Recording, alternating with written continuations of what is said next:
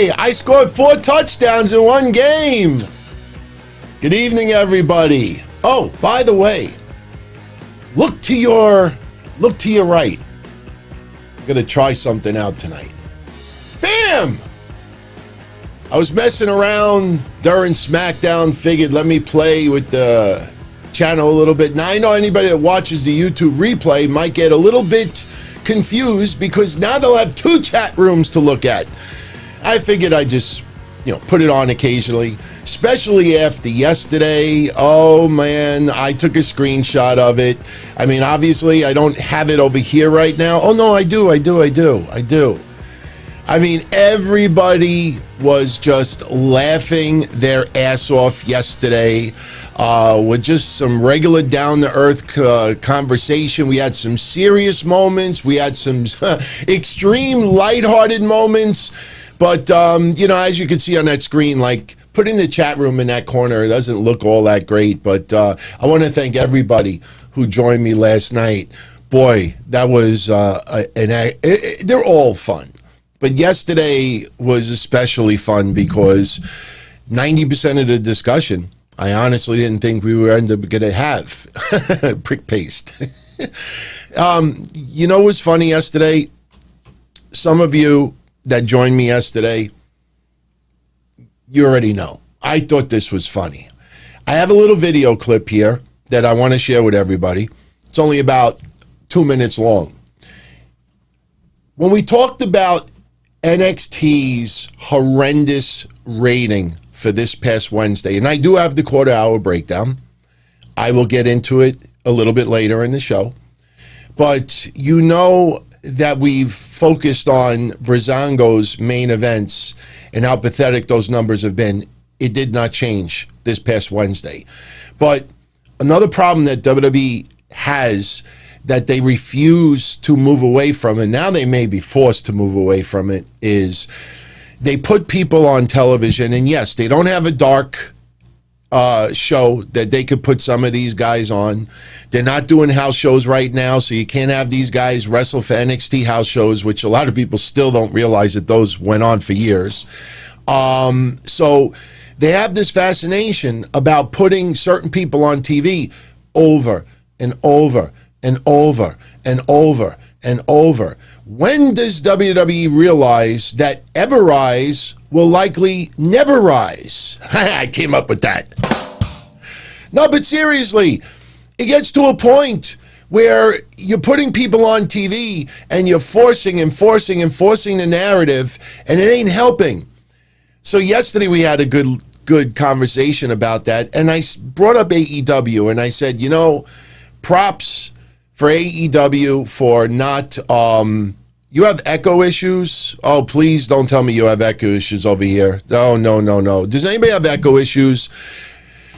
I don't think so. That just might be 1 or 2 people. So let me know if there's any echo issues. There really should not be any. I don't have 2 audio things going. And I'm sorry for everyone for stopping for a second, but for those live, let me know if there's, okay, no issues. Yeah. See, sometimes, and look, there's always someone that's going to have a little tech issue, but, I can't hear myself, which is actually a good thing. So I just want to make sure, I don't want to brutalize all of you out there to endure 90 minutes of audio that is shoddy, So, all right, thank you, everybody. Thank you. But getting back to last night, I praised AEW because the wrestlers that should be on dark remain on dark. If someone breaks out, then you put them on the main roster. Powerhouse Hobbs is a perfect example of that. But they don't put people on Dynamite for filler. And yesterday we had an awesome conversation about it. And then a few hours after our show was over, some news broke. You want a little chuckle? Check this out. They're trying to boost up Damian Priest. They're trying to boost up Karrion Kross. They're trying to boost up Isaiah Swerve Scott. They're trying to boost up Johnny Gargano. They're trying to boost interest in Timothy Thatcher. They're trying to boost more with Ciampa. They're trying to boost more with other wrestlers there. The problem is, in the middle of trying to do all that, You throw Evereyes. You throw grizzled young veterans. You throw another wrestler out there that has been given numerous opportunities and have not delivered. And what happens? People change the channel. They don't change it back. Plain and simple. You know, when you watch a movie, you know, if you get interrupted halfway into the movie, you know, sometimes you just don't go back and watch the movie anymore. That you might watch it from the beginning another day.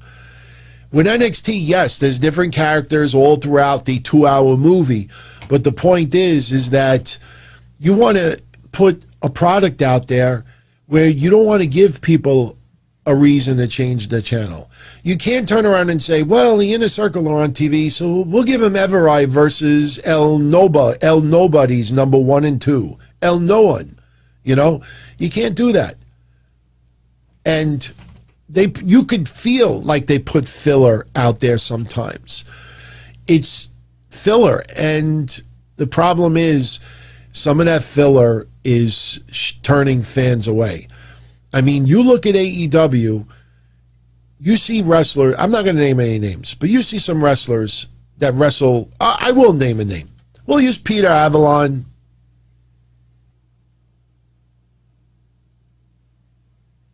Unfucking believable. Unfucking believable. Within hours, they announced Peter Avalon is going to wrestle on Dynamite. So yesterday, never mind. Oh my God. By the way, you know, it was not too long ago that we got to witness one of the worst wrestling segments, non-wrestling segments of all time. Remember that? Bayley, This Is Your Life. You know, I found it cute that if you looked at the graphics tonight, it kind of almost looked the same. Seriously, doesn't it? Doesn't it look almost the same? You actually like, look. Oh, wait, what the hell happened? Oh, shit. All right, now things are getting in a little disarray. Let's get that out of there. All right. Look at that. I mean, you'd think they would try to, like, make people forget about that nonsense from a couple of years ago. Look, come on. Seriously? Ding dong! I didn't think this segment was bad. Now, you see the difference between Britt Baker's waiting room stuff and this. This focused on 2 people. You didn't have 90 people on standby so they could all get an appearance, and, you know, they just so happened to have red velvet and cheesecake and strawberry shortcake and blueberry cobbler all in the sidelines waiting to show up. Come on. That was a cluster fucking fuck on Wednesday, if I say so. Let's put some comments back up there. There we go. And don't worry, for those that do super chat, you actually, believe it or not, when you super chat, you'll actually steal their thunder, because when this happens, that disappears. And then once I switch it back, it goes like that. So they won't be at the same time. I haven't figured out how to configure that. But SmackDown tonight, we got the swerve, the switcheroo. Kevin Owens is back. Now, I'm a little confused for storyline purposes, because when it comes to contracts and Roman Reigns is always super late to the party. Wasn't there one match that he never signed the contract? Then there was another one that he analyzed all the papers and this and that, the papers. And tonight, somehow the contract has Kevin Owens' name there, and even if Kevin Owens signed it, and because I do legal documents, I notarize, I'm a notary, and I know about contracts, and I know a lot of you do as well. And even if Kevin Owens would have signed the contract, if the contract says Roman Reigns versus Adam Pearce, he's signing it like a third party, like third-party authorization. So what did Big E swap the contracts? Oh, and by the way, couple of things about tonight. Go back 2 weeks, the Don Tony show. 2 weeks ago, it was the first week of January 1, and we were talking about why. Remember, I did my impersonation of Nakamura, and some people got upset at it, and I said, why does WWE use Nakamura this way? He could still do it. He could still bring it. He is fucking phenomenal, no pun intended. But on the flip side of it, if you're Nakamura, I show up, I team with friend, I get big payday. I happy. I wrestle 3 minutes. I'm happy. You know? And look, if anybody gets triggered out there, if he could speak broken English and that's funny, I could speak broken English too. 1 week later, Nakamura kicks ass in the tournament. Today, Nakamura beats Jey Uso. 2 straight weeks, phenomenal matches. Problem is, I'm getting the Kofi vibes again. The Kofi vibes. Not coffee as in drink. I'm talking about future WWE Hall of Famer, Kofi Kingston. What are those Kofi vibes? Newer listeners don't know what I'm talking about. Longtime friends of mine know exactly what I'm talking about. Up until a couple of years ago, when we got close to Royal Rumble time, a lot of people seem to forget about this stage of Kofi's career. Kofi Kingston during the year would lose quite a few matches.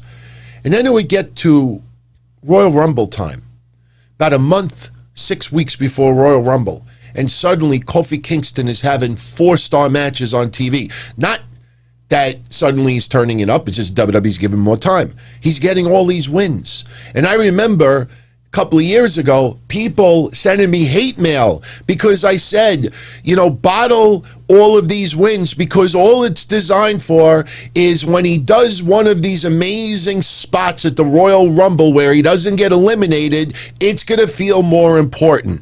Once the Royal Rumble is over with, then it's right back to how Kofi was being used before. And that's exactly that happened year after year after year.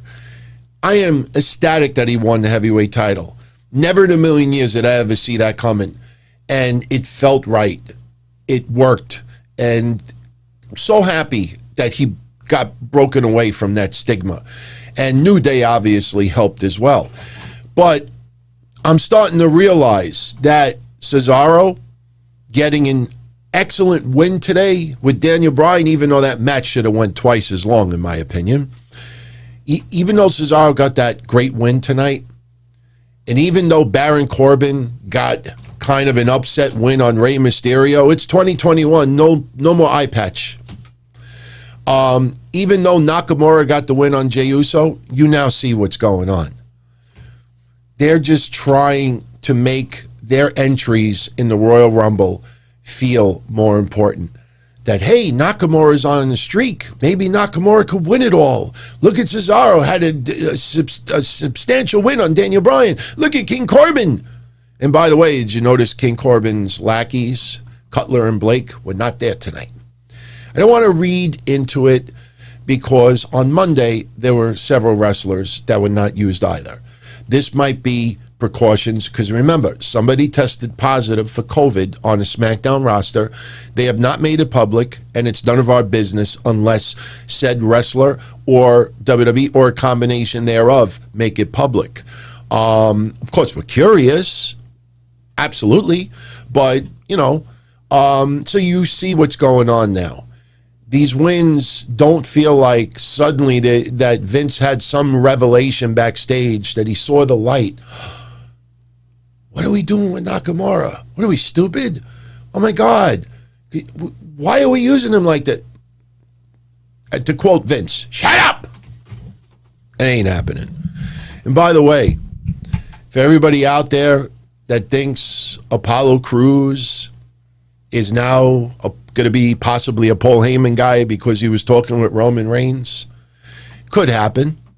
I wouldn't mind it, but the way the storyline goes with Roman Reigns and Paul Heyman being his advocate, I don't think Paul Heyman is going to direct his attention to any other clients. In the storyline, Roman Reigns would not probably allow that. In my opinion, the only reason why Apollo Crews was in that segment with Roman Reigns, sitting, not at the table, but sitting at the couch, is Apollo Crews may be the buffer, if you want to call it, between Roman Reigns and Big E, because we think Big E is going to take on Roman Reigns at WrestleMania. I still feel it. Nothing has maybe changed my mind about it. So how do you get from point A to point B? Big E winning the Royal Rumble, easiest way to do it. But if you have Apollo Crews as a buffer, where Roman Reigns wants Apollo Crews to take out Big E, you know, even though there really hasn't been any interaction yet, I think in the end, my gut feeling is Apollo Crews will lose, and Roman may get angry at Apollo Crews for losing. Maybe Apollo does turn full-fledged heel. But I think this is to plant the seed to somehow go from Roman Reigns to Big E. And I got news for you. If Apollo Crews is part of this storyline to get to that, then that means Big E does not have to win the Royal Rumble. I mean, people will have championship matches at WrestleMania that did not win the Royal Rumble. Plus, you have the Elimination Chamber in February. So the Elimination Chamber, he could win it there. So right now, it is way too soon to start predicting winners here and winners there. We got to see more entrants as far as the Royal Rumble goes. But I will say this. I honestly would have been fine if Adam Pearce would have taken on Roman Reigns. Because Adam Pearce, even though he was not, and I said this last week and the week before, even though Adam Pearce was never one of these marquee names in pro wrestling, if you were an NWA fan or like Ring of Honor, you appreciated Adam Pearce, without a doubt. But as far as mainstream marquee names, that's something that Adam Pearce never really had. So we know, and for those that cared enough to look, you know that Adam Pearce was a fucking awesome wrestler. He is only, I believe, 42, so he can still put it together if needed. The only thing is, Roman Reigns' championship reign so far has been predictable. His entire feud with Jey Uso, you'll remember me talking about it, a lot of you commenting about it, Mish commenting about it, that nobody in their wildest dreams thought Jey Uso was beating Roman Reigns. But because the storyline had so much emotion involved in it, we didn't care. We just wanted to see how the beatdown was going to take place. With Kevin Owens, 98% of you out there never thought Kevin Owens was going to defeat Roman Reigns for the championship. But we didn't care because the storyline was strong and those two have great chemistry together. So you just wanted to see how the ass kicking was going to go down. Kind of the same thing with Adam Pearce. Nobody in their wildest dreams thinks Adam Pearce was going to win. It was just a matter of how much is WWE could actually let Adam Pearce be Adam Pearce the wrestler, or is Adam Pearce going to be in the ring as Adam Pearce the official? Big difference. So doing the swerve today and having Kevin Owens sign that contract, I'm happy with it. It doesn't change the fact, though, that Roman Reigns' entire championship run has been predictable. Now, I'm not knocking it because I'll say two words right now. Older fans, older friends out there will understand completely. Hulk Hogan. We grew up a Hulkamaniac. You know, there was no way for those first bunch of years that he was losing the championship. Good for WWF to sometimes make us think, oh my God, Kamala might actually win. Oh my God, Mr. Wonderful. Blah, blah, blah. Sometimes we actually they planted the seed strong enough. Andre the Giant, another one, but as the years went by, it got a little bit lazy. And then people wanted to see a title change. So Roman Reigns right now, he's had the title for a while, and the way the storyline is coming across, no one is taking the belt off of him anytime soon. At minimum, WrestleMania. At minimum. And I'm not even saying that that's going to happen at that point. John Cena, John Cena is a very good example. Super Cena. I mean, he didn't even have to have belts, and that happened. Look, I know people in wrestling will always go against over the years when people out there, you, I, others, make comments about the way certain wrestlers are used. But, people didn't come up with the term Super Cena for no reason.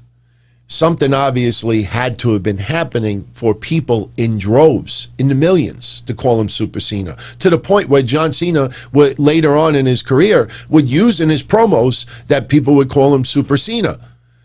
Wrestlers would use it too. So there's a reason that name was around, because that's how it was used. And let me also add this too, and we talked about it yesterday. COVID obviously sucks. There's virtually nothing good about COVID unless you decided to buy 10,000 cans of Lysol back in February. Right now you're living on a desert island somewhere and just living it up. But one thing that COVID has allowed is, and people really need to understand this, COVID has allowed Roman Reigns to become as great as he is right now as a heel. Because as we brought up yesterday, those matches, especially with Jey Uso, where he had the live mic and you would hear even them like burping under their breath, that's how much you heard. You had live fans, a regular show, there'd be so much noise, you wouldn't be able to hear all that drama and half the stuff, unless they had the mic in their hand, like an I Quit match. Not only that, they are piping in crowd reactions now. Before COVID, we would have been, wow, that's fucked up. WWE's forcing a narrative. And early on, they did that with Roman Reigns. And that got people even angry at Roman Reigns back in the day. Do you remember the match? I don't remember who he faced. It might have been Jericho. But there was a match that went down that after the match was over, they panned the crowd, and I remember they stopped on some guy, and the guy was actually like pissed off that I think Roman Reigns won or something. And when WWE replayed the footage like the following day and weeks after, they manipulated the video to make it look like that the fan was upset that Roman Reigns lost or something like that. When you start manipulating authentic reactions by fans, that pisses fans off. Now with COVID, you kind of give it a pass because, hey, they're at least trying to entertain us. And yes, they think they're bigger than life. They have a lot of privileges, and maybe deservingly so when you think about it. But imagine if COVID didn't happen. Would the fans have been as willing of going along with some of this stuff? What would have happened if you had fans when Roman Reigns would cut some of these promos? Paul, you say, what? Whether it's fans trying to sound, because we had 3, 4, 5 years of Roman Reigns that people fucking hated it. Just go back to the night after WrestleMania when Roman Reigns beat Undertaker. That was surreal. I mean, for minutes and minutes and minutes, it was just nuclear heat. And it wasn't that nuclear heat where you wanted to see the person on TV and see them get their ass kicked. People were just pissed off. Goldberg beating The Fiend. I mean, think about that. The way that went down. And they're kind of lucky. They're kind of lucky that COVID happened at that time.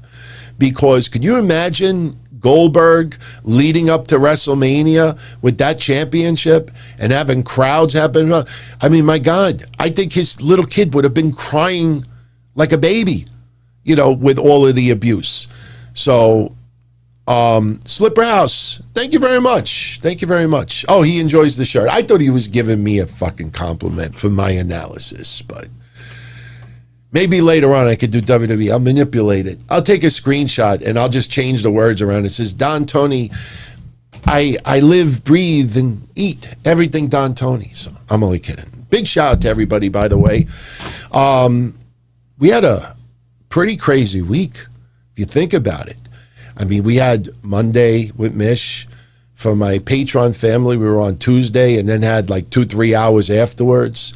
Wednesday, we had an awesome show. Yesterday was incredible. And tonight, we're back again. So tonight, obviously, we don't have too much to get into. I'll recap more of SmackDown. I'll fill in the blanks. Now, for anyone out there that is considering the Impact Wrestling pay-per-view, Hard to Kill, there's been one major change that went down. All right? Now, I think it's probably only appropriate that this happened for the simple reason that I honestly think that AEW and Impact Wrestling, and because we don't know. Welcome in. What's up? Welcome in. What's going on? Michael Gonzalez, my friend. How you doing tonight? By the way, everyone, as I say always, if you enjoy the show, I appreciate if you give it a thumbs up, hit that like. That actually tells YouTube that you recommend the show to others, and it'll pop up on some feeds, especially for some of those haters out there. This is showing up on my feed for. See, we could shadow ban them, but I don't think they could shadow ban us. That's one cool thing about YouTube. So, but anyway, so Impact Wrestling, we can't rip just AEW. We can't rip just Impact Wrestling. We can't just rip the wrestlers because we don't know whose decision it was to not have Rich Swann and the Motor City Machine Guns not show up at Dynamite even once. You think this idea that Tony Khan and Tony Schiavone are almost doing like Vince McMahon in Memphis in 1993, week after week after week, going on their show, paid advertisement, dissing the company, ripping the wrestlers, but yet no wrestlers cut promos like, we got to shut these motherfuckers up. No, nobody there says a word. Instead, this is why I thought, honestly, nothing against Kenny Omega. Guy's going to be Wrestler of the Year 2021. I think it's going to happen if he stays on his pace. Gallows and Anderson are awesome. None of the wrestlers did anything wrong there. But just think of this storyline. You have Tony Khan and Tony Schiavone making fun of Impact, ripping the shit out of Impact on their promos. And Impact goes on their social media and they're almost orgasming because Kenny Omega is teaming up with their tag team champions.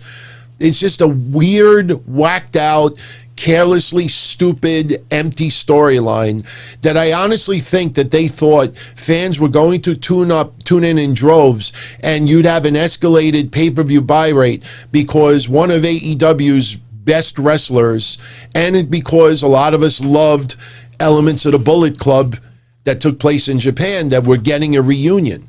That's what, and you see the ratings have been sloppy. It hasn't been good at all. And after this past Wednesday, no Rich Swann ever showing up. We don't know if he didn't want to go or if Impact never thought of the idea. Oh, he didn't think about that. Or AEW said, no. But I think it's only fitting after the way they treated this, which I thought was just horrible. This was your main event. Notice the word was. Now, I'm going to take the chat room off of here for a second so we can get the full effect. The main event was supposed to be Kenny Omega and the Good Brothers versus Rich Swann and the Motor City Machine Guns. Wait for it. Wait for it. Boom. There you go. Alex Shelley is off the card due to unforeseen circumstances. Moose will team up. Now, I have no problem with Moose being in this match, but I do pay attention to Impact Wrestling. And if I am correct, Impact Wrestling has Moose kind of like wanting to go after Rich Swann and get that Impact World Championship. So I'm not saying that this is going to happen, but the minute I saw they put Moose in that match, I mean, my first instinct is, oh, Moose is probably going to just walk out of the match on Rich Swann, leave him laying, or he may turn on Rich Swann. This isn't going to be a cohesive unit like Keith Lee and Sheamus suddenly are tag team buddies. And then the commercial comes and they come back and it's a reverse Snickers commercial. This just looks like, man. I mean, you know what it's like? 5 weeks ago, let's say you're planning a fishing trip, and the fishing trip is this weekend, Impact Wrestling Hard to Kill. 5 weeks ago, plan a fishing trip, and for 5 weeks, you buy the best pole because you want to catch the big one. You get the best pole, you get really good fishing line, you just do everything possible. You know, you buy waders, you buy the fishing hat, you buy everything top notch. And then it comes time for the fishing trip, and then you realize, I ain't got no fucking bait. I mean, look at this. If Moose ends up turning on Rich Swann or just walks out, this is what we got? There's a lot of other matches that are decent. But, man, this main event is what Impact Wrestling was selling all this time. And at the very last minute, Alex Shelley cannot compete. Feel bad for them to a certain extent, and to a certain extent, I don't. But that's a big deal.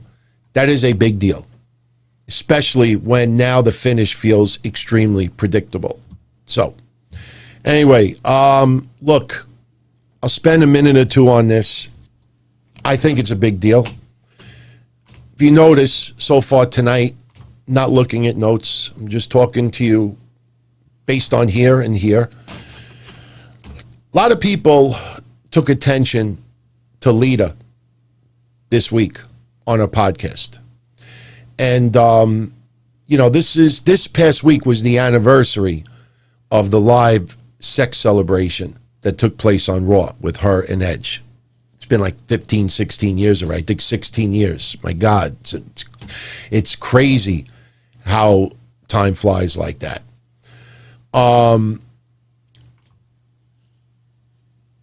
I think Lita's strong relationship with WWE is almost over for the time being. It would not surprise me one bit if we end up seeing Amy Dumas on AEW at some point.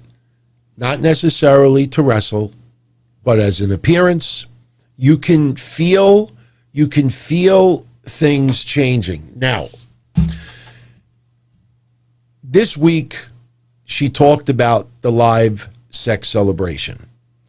Now, when you think about all these years since that's happened, we've had Edge do some interviews once in a while. We've had WWE talk about it on, various documentary type things that they've done. We've had other wrestlers who were employed in WWE at the time talk about it. We've had many people give their take on it. After all of these years, Lita now reveals that Vince McMahon pretty much said, live sex celebration on Raw or you're gone. Now, I will tell you, from doing a little research and looking at a lot of interviews and piecing things together, it wasn't that cut and dry. But basically, Mystery Man is ready with popcorn. Look, when she reveals now that Edge, she was very uncomfortable doing it, by the way. And Edge, John Cena, Lita, others were trying to convince Vince to, it's funny, you can't spell convince without Vince and Khan. Has anyone ever come up with that before? I just thought about that. You can't spell convince without Khan, not Tony Khan, but Khan, C-O-N, and Vince. Khan! A lot of people were trying to get Vince McMahon to not do the segment. And Vince McMahon refused to budge. Ken, you spelled it wrong. I'm kidding. Ken's good people. No, but think about that. At that time, you had Cena, top of his career. Edge, phenomenal. And they couldn't even convince Vince McMahon to change his mind. But I tell you, when Lita said what she said this week, it doesn't surprise me at all. When I think back for those couple of years when Tori Wilson first got hired and Vince did that segment, I think that they were in a shower and, given that, you remember that segment? I think, didn't Kurt Angle walk in or something? Then he did that storyline with Trish Stratus making out with him in front of Linda. And, I get it. I still remember to this day that when people outside of wrestling were really, really upset, especially at the storyline with Vince and Linda and Trish and others, I remember Linda McMahon telling people, let the storyline play out. In the end, he'll get his. And that's pretty much what it was. Oh, it was Steve Austin that walked in. I knew it was one of those two. It was Steve Austin that walked in. So, but you remember things like that. And then you look back on that. You look back on Vince McMahon obviously was playing the evil, rich, owner. If you really want to get a little controversial, all you needed was a fucking couch. And there was a couch at times. Basically, Vince McMahon was like a Harvey Weinstein, just buff, and would write great wrestling.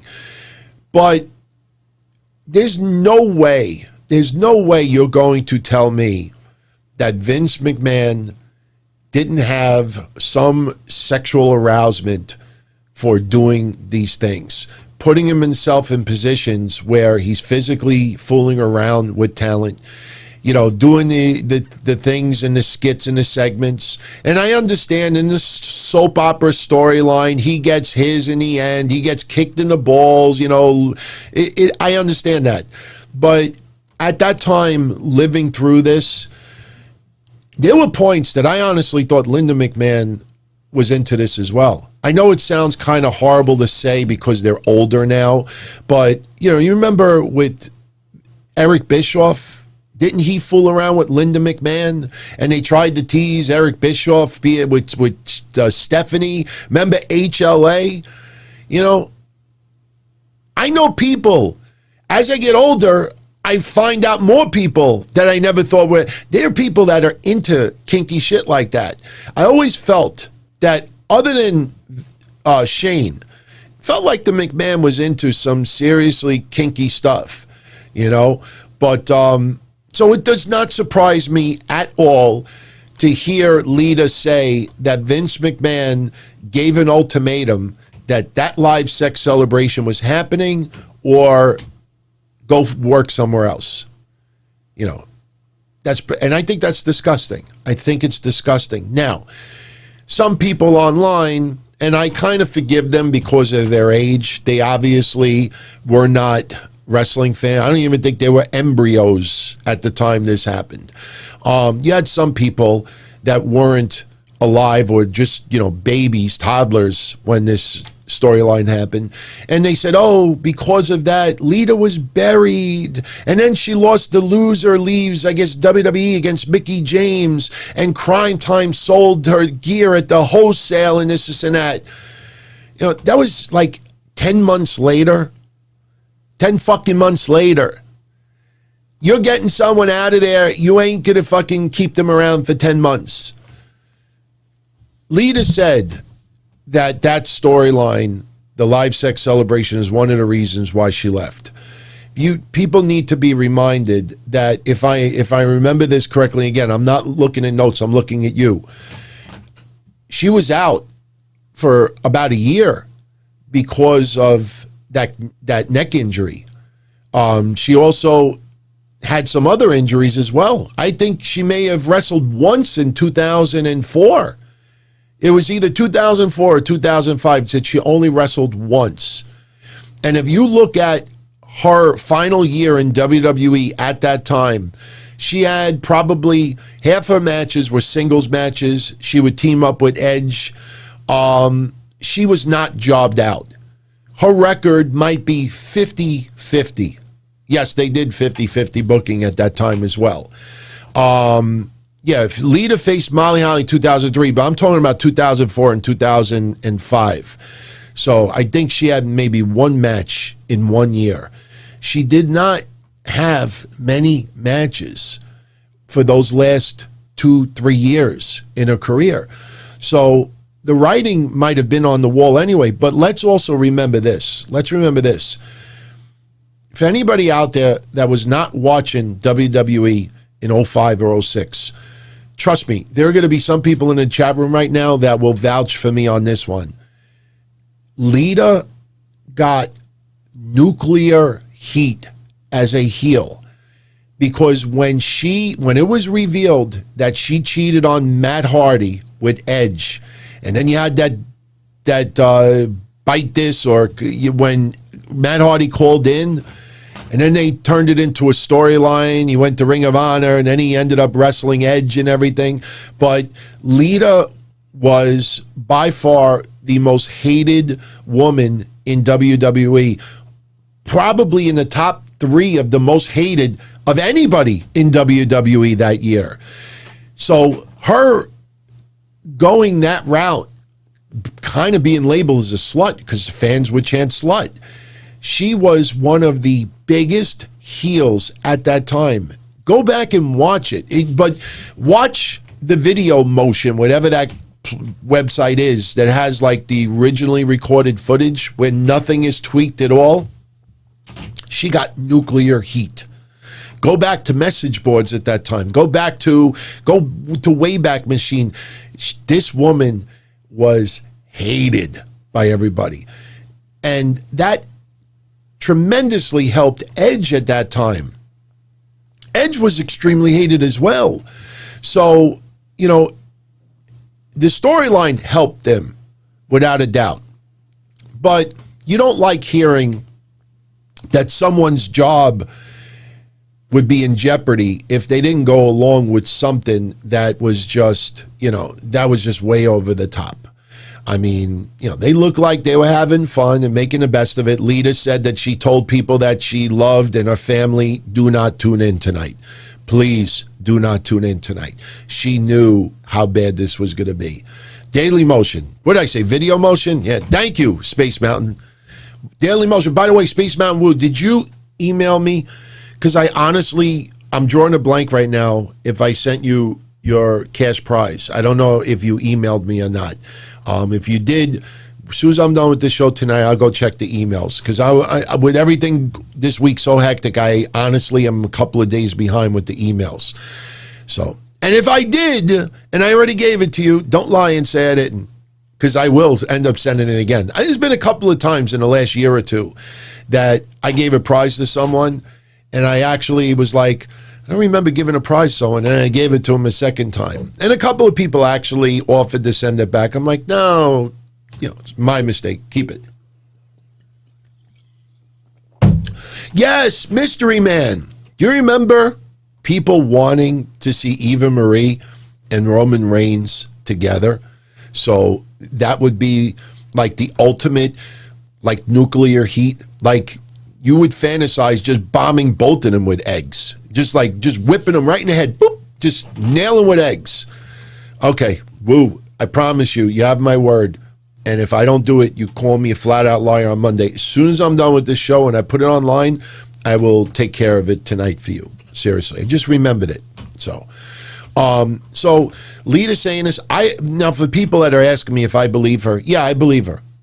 Because especially, and this is why I believe her more than anything, especially that we're in the speaking out movement now, and things like this are magnified under a microscope, any accusations that happen.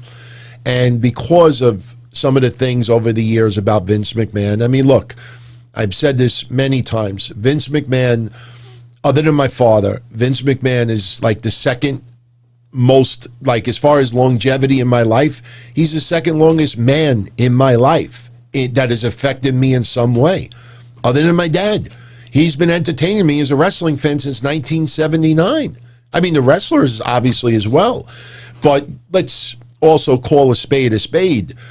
This guy, you know, done some questionable shit. And for Lita to say this now, this puts Edge in a little bit of an uncomfortable situation, because Edge does some interviews, especially getting closer to WrestleMania time, because I think Edge is going to surprise everybody and enter the Royal Rumble again.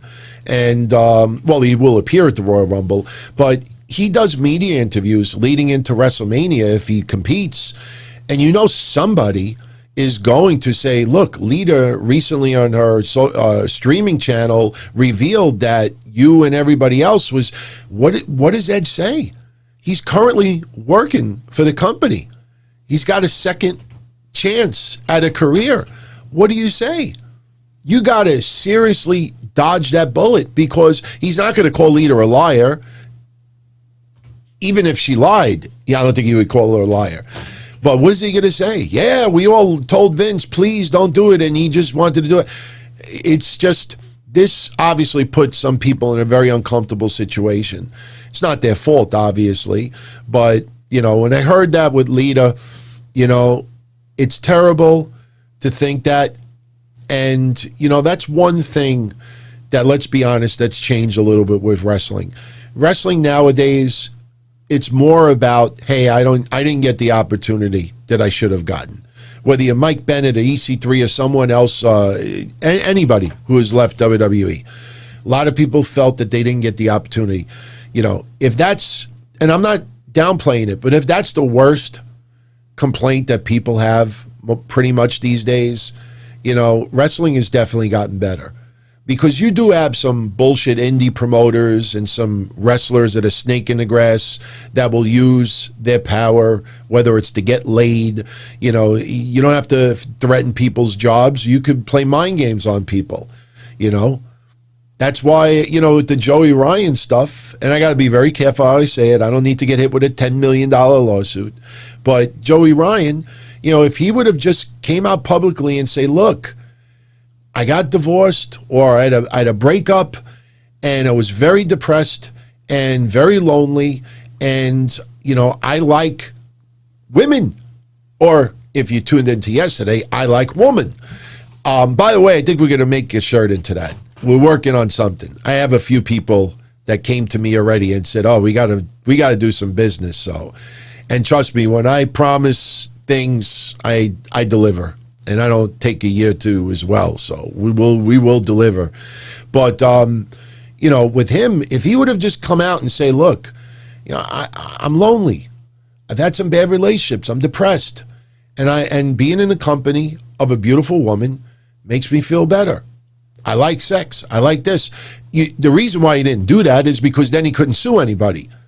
That's the bottom line. But once all these lawsuits get thrown out, he dug himself a hole 10 times deeper than it should have been. Once it's on the net, that's it. And he honestly thought that accusers pulling their statement was somehow going to erase the internet. I mean, what's he going to do, sue Google? Oh, it's still on a Google search? So I'm very disturbed to hear that about Vince McMahon. I'm not surprised. And, you know, it feels more and more that Lita's deep, because for the last 6 years, it felt like WWE rekindled and was having a really special relationship with Trish Stratus and Lita. That's what it felt like the last 6 years. Hall of Fame, some return matches. I mean, and there's been fantasy matches discussed as well. But for the last year especially, it feels like Trish Stratus is laying on the low. Still, you know, in the same graces. And Lita, it looks like, you know, her and WWE going this way. So, you know, we'll see what happens. We'll see what happens. So anyway, everybody, what do you want me to do next? We could do SmackDown, recap it a little bit. We could do the quarter-hour ratings for AEW NXT, or we could do Impact Wrestling predictions. Let me know, and I will definitely get into them. By the way, I gotta give a shout out, special shout out. I see Bob Backlund. I got to answer it. Ken terminated by DQ. He knows that I am a huge Bob Backlund fan. Did I ever think anyone would beat Bruno in his 2 long reigns? Well, see, this is the thing. I became a wrestling fan in 1979. And I've told this story before. My grandmother, you've all seen a couple of pictures of. She was a lifelong wrestling fan. Her brother, Mikey, my uncle, he died at a very young age. He worked for the WWF as well, for Ridgewood Grove Arena. And I'm sorry for people out there that have heard that 1,000 times over the years. But one time when I was just a child, I was over my grandmother's house. She was babysitting me and my brother. We weren't allowed to stay up late on the weekends, but my grandmother always made exceptions. So she was watching at midnight one night wrestling. Championship Wrestling, All-Star Wrestling, whatever it was, at midnight. And I heard the noise, and I asked her, what's that? And she said wrestling. I didn't understand what it was, but I remember sitting on the edge of a bed, her watching on a black and white TV, and I was mesmerized. And I remember going home the next day to my mom and bringing up wrestling, and my mother yelled at my grandmother, and she's like, don't make them watch that. Why? So when my mother said that, I knew I had to see more. Because you know all of us, everybody, with your parents growing up, for most of you out there, your parents tell you you can't have something, you want it. Even if you had no intentions, you can't have something, you want it. You know, I've told that cookie jar story, and I can't tell you how many times it happened when I was young. So 2 years later, 2.5 years later, around 82, my mom started letting me watch it. As long as I promised not to simulate it. Although in 1985, I thought I was Jimmy Snooker, and I climbed the top of a sliding pond. I did the I love you sign. I jumped off, was going to superfly my friend. And even though they had like a little padding or something on the bottom, my friend decided to run out of the way. And unlike TV, when you land, you don't just roll over and, you know, do another move. I landed on my leg and I broke it. And I had to go to the hospital. And my mother was like, motherfucker. I let them follow wrestling, and look what happens. So because I really didn't start following it religiously until 82, by then Bruno was doing commentating. Bruno's last run was 1977. I wasn't even watching it yet at the time. So, you know, looking back on it, yeah, I thought Bruno in the 70s, I thought that his title reign was going to come to an end. You know, he was larger than life. And, you know, you'd be surprised how many shows he appeared up to the early 70s representing wrestling. I mean, he was just larger than life and very well respected in the sports community. They didn't call him fake. They didn't make fun of pro wrestling. He mingled with the greatest of the greatest, and everybody respected and loved Bruno. So, oh, okay, I see. Imagine a chubby DT doing a superfly splash. Yeah. I jumped off my pussy friend just like ran out of the way. I'm like, mother splat was not fun, man. But yeah, Bruno was as over as Austin Nance. Austin is good people, man. Austin, I appreciate it. I see what you do, man. He goes on Discord. He goes on social media channels. He posts links for my stuff. But you see a lot of those people. They think they're too cool for school. They can never like that you posted it. They can never say that it's cool because they think they're hurting the feelings of other podcasters out there that may not like me all that much. But, you know, he keeps trying to spread the word, and that's why I'm here for all of you. That's why I'm here for all of you, bar none. The more I get that, and the more I see people doing that to some of you out there, makes me want to do twice as much of the shows right now. So anyway, let me go back.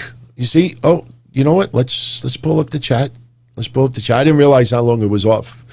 Oh yeah, it's because of the sewer. Okay, let's see. I'm scrolling through the list and I'm checking it out. Okay, a lot of people want the ratings. The ratings. Now, we've already gone 56 minutes. My goal, 90 minutes tonight. So we got about 34 minutes left. More than enough. Impact ratings. I'm not going to sit here and spend 3 minutes on each match. When you see like Deanna Praza versus Taya Valkyrie, Deanna Praza's going to win. There's no way they're taking the belt off her right now.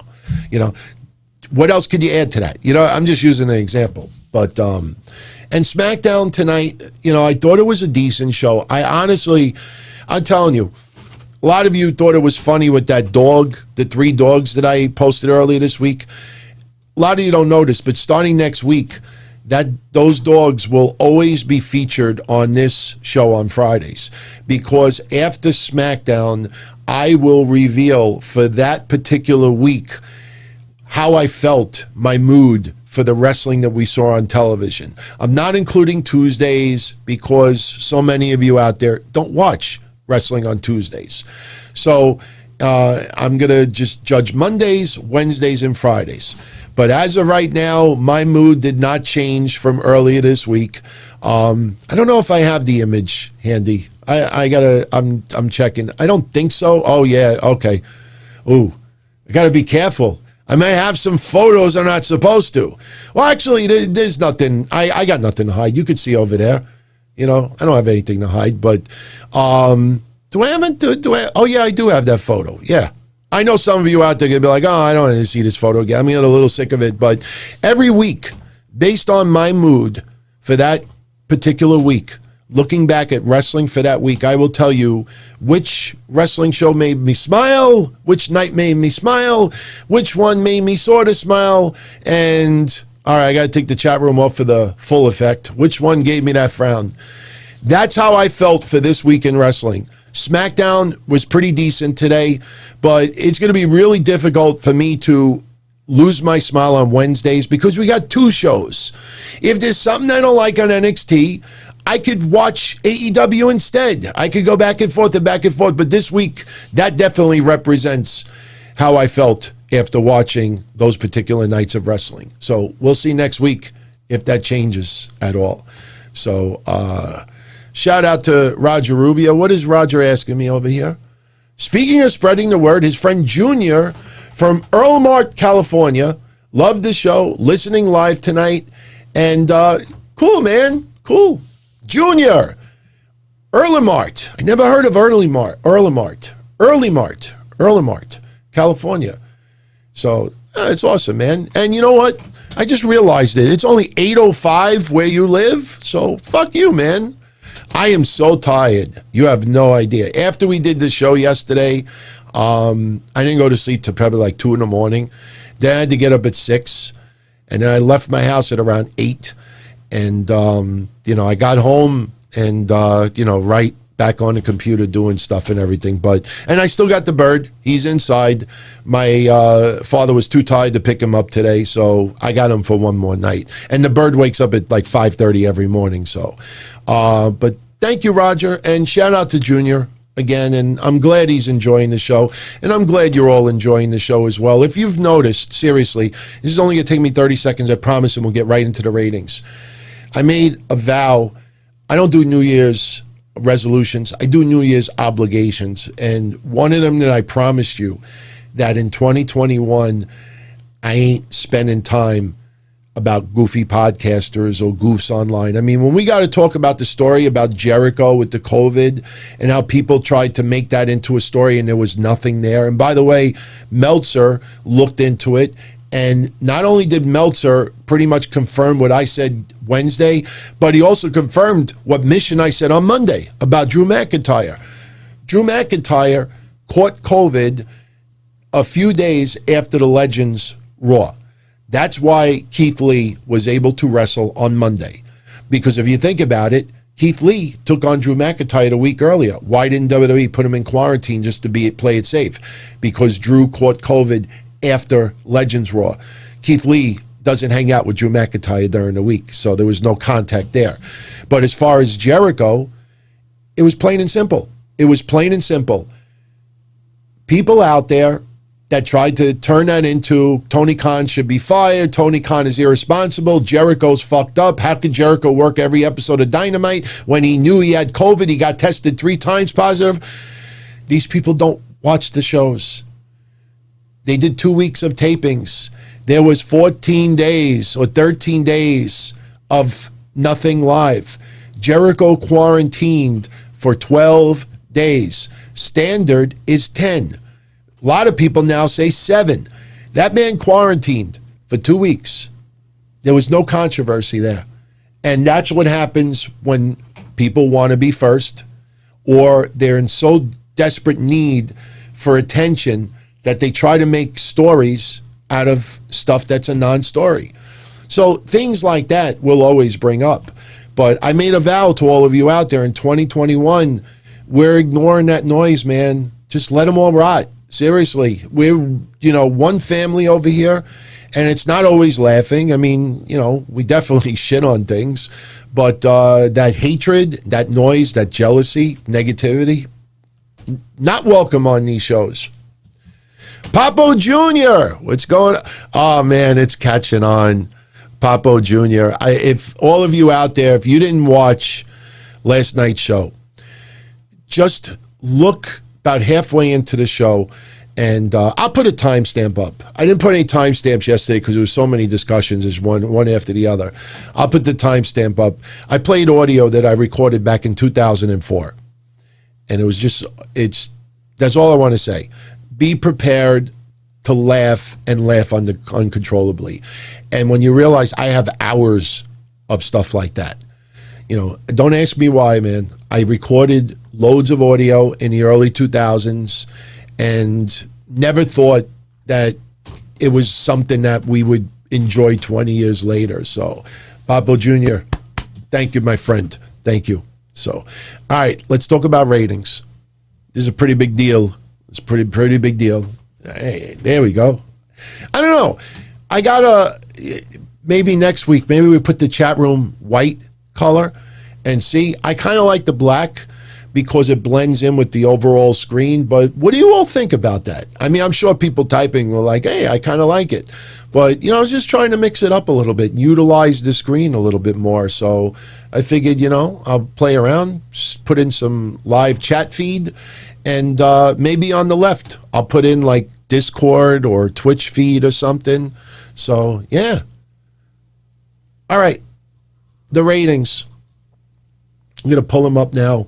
Oh, boy. Oh, boy. Anybody that follows me week after week, especially when I do the quarter hour ratings, that there is a very important reason why we break them down. Because it shows you trends. It shows you when wrestlers are changing the channel and they're channel surfing. It also shows you, people who are, you see Raquel Gonzalez, you see it with Rhea Ripley. Rhea Ripley equals ratings almost all the time now. There are other people as well, but there's some people that no matter who you put them up against, their ratings suck. There are some people that haven't had enough time to build up yet. Karrion Kross, friend of the family. You know that. I want that guy to go straight to the moon with his career and fucking nail, and he's nailing it already. But I'm also realistic that regular everyday casual wrestling fans are not connected yet. Spectacular entrance. Scarlett is beautiful.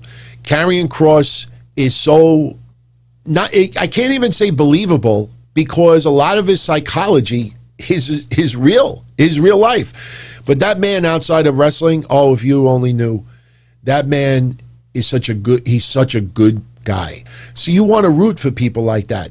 But we've also been straight up and honest about it here, that his quarter hour ratings have not popped. And it's been weekend, and even the Keith Lee stuff, you know, the feud with Keith Lee, you would see some quarter hours and I would be like baffled. Why is this not attracting more viewers, or why is the numbers going down for those quarters? But you could see that his numbers are starting to rise, which is great. And that's why we like doing this every week, because you see in real time who is going up, who is going down, who is in mud, and who's in quicksand. And when I get into some of these numbers, you know my fandomhood about Breezango. I absolutely love that tag team. I've been rooting for that tag team to have gold way before they ever went back to NXT. And you know, we talked about it yesterday with them with the Bludgeon Brothers. But the problem is, they're a perfect example that when WWE misuses people long enough, fans just don't give a shit anymore. That Drake Maverick, Killian Dane team, that had so much potential the first 2 weeks that they did that, and they have totally fucked it up. Fans just don't give a shit anymore. And it's kind of sad to see the Undisputed Era in a main event this week and the numbers that it generated. So, let me add one more thing. And this I am going to enjoy. Remember last week, the numbers were kind of shitty? And you remember all of these people online that said the reason why the ratings were so low last week for Wednesday Night Wrestling is because fans in droves were watching the news. With all due respect, even though I subscribe to his newsletter and I really love his work, I will not sway. I told you, I'm one of those weirdos that likes Meltzer and likes Vince Russo. But Meltzer made that claim last week. Alvarez made that claim last week. Every fucking reporter made that excuse last week that fans were glued watching the news about the riots because it happened earlier in the day. Last week, I said to all of you out there, that's bullshit. Well, guess what? This week, AEW's rating went up 100,000 viewers from last week. So now when I say that, you say to me, well, DT, they kind of proved you're right. AEW has 100,000 more viewers than last week. Well, NXT had 90,000 viewers less. So from last week to this week, the ratings changed 10,000 viewers. All of those people, I said that nicely, that sold you that bullshit last week, now they just got it served. Last week's numbers were not because of the news. Explained last night. Oh, Wednesday night, excuse me. So, anyway, here's the breakdowns. Very interesting. Let's do AEW first. AEW Hour 1, 750,000 viewers. Hour 2, 774,000 viewers for a composite of 762. First quarter, Eddie Kingston versus Pac. And one thing you'll see with these numbers, with the exception of one quarter, the ratings were pretty consistent throughout the night, as was NXT. Opening quarter, Eddie Kingston versus Pac did 733,000 viewers. Quarter 2, Miro versus Chuck Taylor, which pretty much was a squash. And then you had the segments with Private Party, Matt Hardy. You had the after match that went down and the gloating and everything with the Miro match. That second quarter did 727,000 viewers, a drop of only 6,000. Quarter 3, which was the Inner Circle's New Year's resolutions. Remember what I've been saying for the last 6 weeks? That AEW better start being concerned about the Inner Circle's numbers. It's pretty interesting that last week we pointed out here that Notice how they don't call him the demo god anymore, because for the last 6 weeks, the ratings have sucked. Or maybe 5 weeks. Whenever Las Vegas ended, the ratings have sucked for the Inner Circle. And then weird that this Wednesday they used demo god again. Well, guess what? Their quarter hour went down 12,000 viewers to 715,000. See that trend? Quarter 4, Kenny Omega, Gallows and Anderson versus Brian Pillman Jr., Griff Garrison, and Danny Limelight. That was their biggest quarter of the whole night. Their ratings went up 109,000 viewers to 824. Now, if you're going to say to me, well, fans tuned away from NXT, NXT's quarter hour also went up. So you can't say that people changed the channel to go watch AEW, because both brands, that quarter hour, their ratings went up. Quarter 5, which was that horrendous waiting room segment that just kept going and going and going, and then led to the announcement in a match with Thunder Rosa and Britt Baker, that rating dropped 68,000 viewers to 756,000. Now, if you're going to say to me, well, did they go and watch NXT instead? Yeah, they did. NXT's quarter going up against that went up 100,000 viewers. Just pointing it out.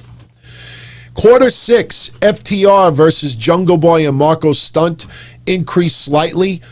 17,000 viewers. It went up to 773. Serena Deeb versus Ty Conti.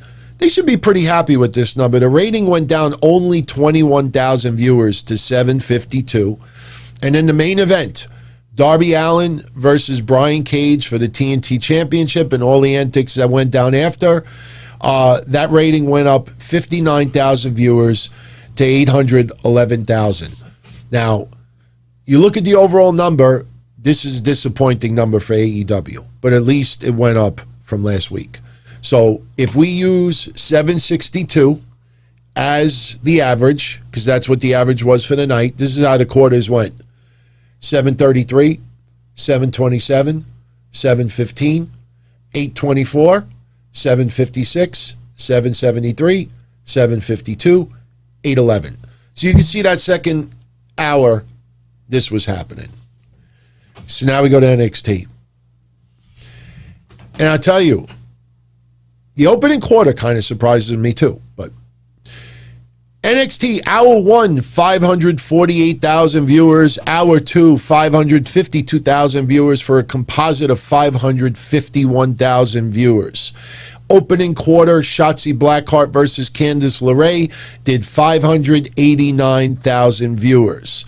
Quarter 2, which was Finn Balor's promo, the confrontation with Pete Dunne, Oney Lorcan, Danny Burch, and then the Undisputed Era getting involved.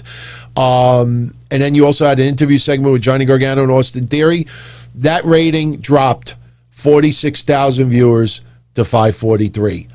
They did not leave to go watch AEW because AEW's second quarter went down 6,000 too. So fans just were not buying that quarter hour. Gets worse.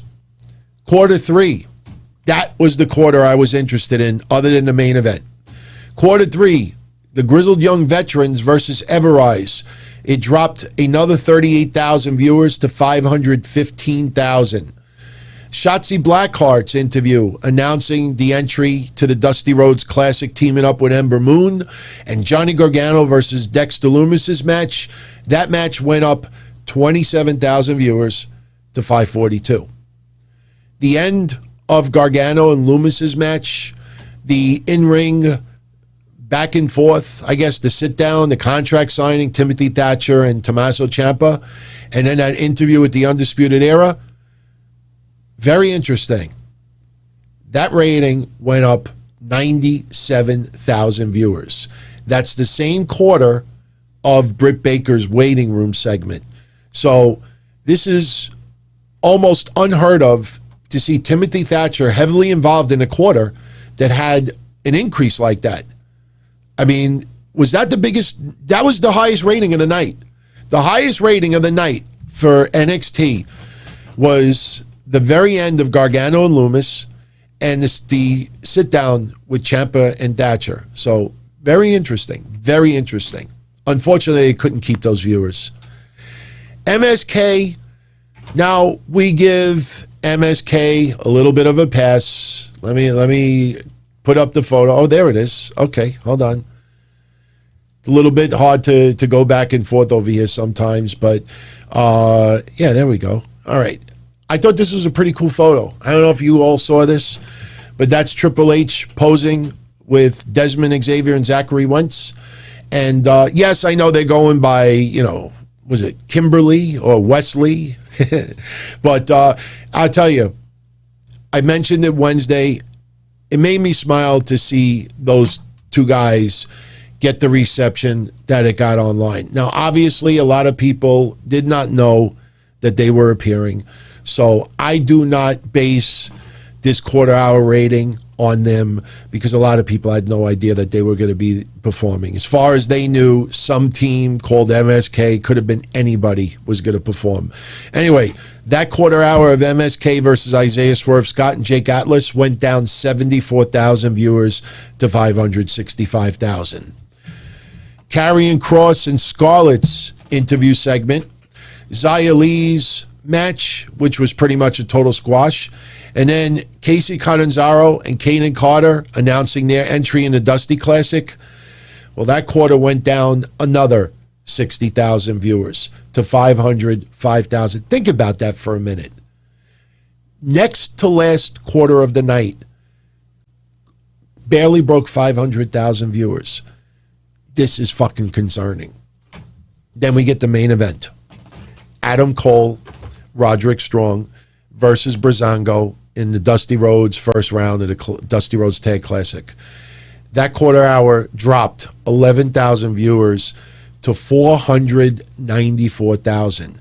As much as a lot of you out there hated the way AEW handled the end of Darby Allin and Brian Cage and Sting coming out, even though a lot of people disliked it like I did, that rating compared to NXT, that rating beat NXT 811,000 to 494. That is terrible to realize that 1.3 million viewers were into wrestling that night.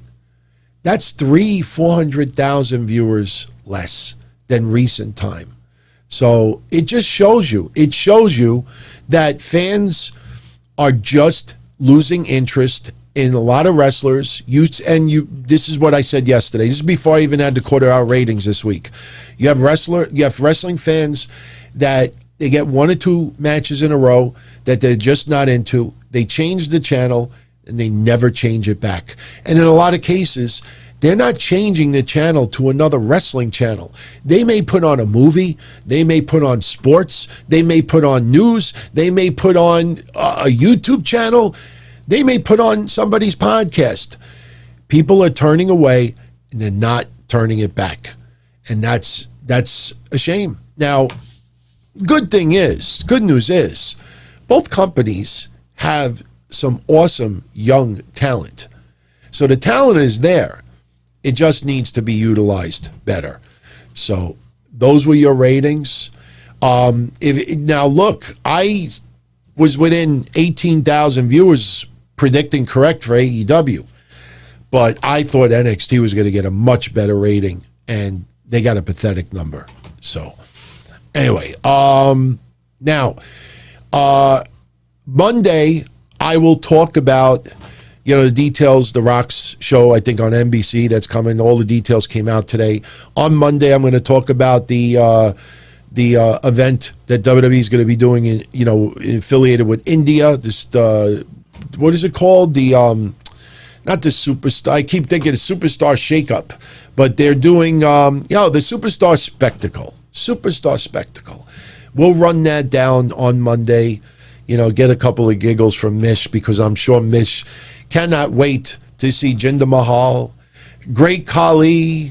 I am interested to see Kavita Devi. I think that's how you pronounce the name, Kavita Devi. That's an interesting name I want to see, because remember, she appeared on WWE television, NXT, in 2020, or it might have been early 2020. And I remember, like, she kind of looked like an El Gigante to me. But I heard that she has improved substantially. And believe it or not, some of you out there are going to find this surprising, maybe shocking. But from what I understand, Great Khali has been one of the most important people to help her improve in the ring. So we'll get a chance to see her, and we'll talk about that on Monday. So anyway, let's talk about SmackDown, and then I'll give you some quick Impact Wrestling predictions, and we are calling it a night. So SmackDown opens up the recap of last week of Roman Reigns and Adam Pearce. Jey Uso hits the ring, and he welcomes everyone to the Bloodline show. I don't know, kind of goofy. I mean, I know they're running SmackDown. They make all the moves and this and that, but it's a little, you know, these phrases get a little bit too much sometimes. But, you know, Jey Uso announces, and this, I'll tell you one thing I absolutely loved about Jey Uso's promo tonight. He announced he's entering the Royal Rumble. You know how a lot of years people will kind of tease if their friend is a champion. They kind of tease that they may go after their friend's title. Jey Uso, without, and yes, this is storyline. This is what he's been given. Bravo to Jey Uso and bravo to WWE. When Jey Uso announced tonight that he was entering the Royal Rumble, before he said another word, he just immediately stopped anyone's thought that, you know, that he could possibly tease that he would go up against Roman Reigns again. He immediately said that if he wins the Royal Rumble, he's going to show up on Raw and he's going to beat the shit, he didn't curse, but beat the shit out of Drew McIntyre. I loved it because it made sense. No teasing, no, you know, let me think about it stuff. I mean, he ain't winning the Royal Rumble, obviously, but I liked it. But he then turns his topic to Shinsuke Nakamura because they're having a match tonight. And he brings up Nakamura's performance last week. And, you know, when it came to the main event, Jey Uso's like, that's where we draw the line. And Nakamura comes out and he said that Jey Uso is Roman Reigns' puppet and we get a match. And I enjoyed the match. Cesaro came out doing a little play-by-play. And, you know, we thought that there would be a little bit more interference as far as Cesaro goes. But Cesaro really just there just to remind everyone that him and Shinsuke are a team. So I expect them two to go at it a little bit in the Royal Rumble, which will be fun. But in the end, there was one point where Jey Uso tried to use the ropes for leverage, and referee Charles Robinson caught him. And it would obviously backfire because Nakamura would hit the Kinshasa, say that fast 10 times, for the win. We had a little backstage segment afterwards where Jey Uso is yelling at Charles Robinson and basically saying, like, you know, we run the show and, you know, you'll lose your job, you know, but whatever. Like I said earlier, I'm happy. I'm a Nakamura fan. I'm happy the last 2 weeks of what's gone on because we talked about it New Year's Day, our frustration for the way WWE's utilized Nakamura. The only problem is, would they still have had him win the last two, well, the couple of matches last week? He didn't win the whole gauntlet, but would WWE have still treated Nakamura this way the last 2 weeks if the Royal Rumble wasn't coming up? That's how you got to look at it. And, you know, I wonder what is going to happen. Maybe Nakamura and Cesaro split in the near future. Maybe they have a little bit of a feud. But, yeah, and they brought back his old theme. I'm telling you, man, one thing you have to give SmackDown credit for, not just the fact that it's 2 hours instead of 3, but, you know, like nothing feels like filler over there. Yeah, I don't like Corbin. And yes, sometimes they get a little sloppy. You know, suddenly, yeah, I mean, they had the segment with Daniel Bryan training with Otis and Gable, but, You don't know if that's skits that were recorded the same time they did the other skits, because this time Cesaro makes fun of Daniel Bryan. They have a match tonight as well, as we talked about earlier. Cesaro getting the win. And look, I live on the Northeast. I've been spoiled to see the American Dragon, to see Claudio Castagnoli, to see them work many times before. And it's fun to see people online that are newer wrestling fans that see like the match you got tonight and say to yourself, or they say it publicly, man, I wish they could have gone longer. Love it, love it, love it, love it, love it. And it's a shame sometimes that WWE just doesn't let these guys go 15 minutes. Be match of the year candidate if they let them go. See, that's the thing. You look at Rey Fenix and Kenny Omega. I don't think anybody's going to argue when anybody that watched the match, we say it's already match of the year contender. Even though we're only in January, that match will hold up all 12 months of 2021. But the thing is, Daniel Bryan, even though he's in the latter stages of his career, Daniel Bryan and Cesaro could pull out a crazy-ass match, not necessarily the high risk that you see on with Phoenix and Omega, but they could pull out, equally as good. And WWE just does not. I mean, they do it to prolong their careers, obviously, but you would think maybe once in a while you give everybody a treat. And believe me when I tell you, the wrestlers themselves in the match, they know, they can feel where something special is going on in a match. And even though it takes a lot out of your body, they are enjoying it in a different way as we do as well. So, yeah, I know Shinsuke, with the way he cuts his promos. Like I said, I think realistically, I think Nakamura talks a little bit more English than we think. Sometimes when you have that persona, the way, he would do interviews, you don't want to change that simply because he might be looked at more as a babyface now. And that's another thing. Something interesting with WWE, and it's funny because all the Bruce Pritchard haters seem to have vanished when they see things they like. I'm a fan of Bruce Pritchard's. I like Bruce Pritchard. I did that appearance on Adam's show, it was a Hugh Easy podcast. I was on there last year, and I like the guy. He was trying to get me to shit on Bruce Pritchard, and I wouldn't go there, and I gave my reasons why I like Bruce Pritchard. And yes, some of what Bruce Pritchard does on the shows is a little goofy. I'm not going to deny that, but I mean, look at how they're using AJ Styles right now. AJ Styles, it feels like now he's more like a babyface. You see how they're using Cesaro right now, or Nakamura. Daniel Bryan's having some decent matches. You see Roman Reigns' progression. You see Jey Uso having great matches. You can't just look at Retribution and be like, oh, Bruce Pritchard sucks. Oh, yeah, Bruce Pritchard sucks. Oh, Bruce Pritchard sucks. Yeah, there's some things that he writes that fall completely flat.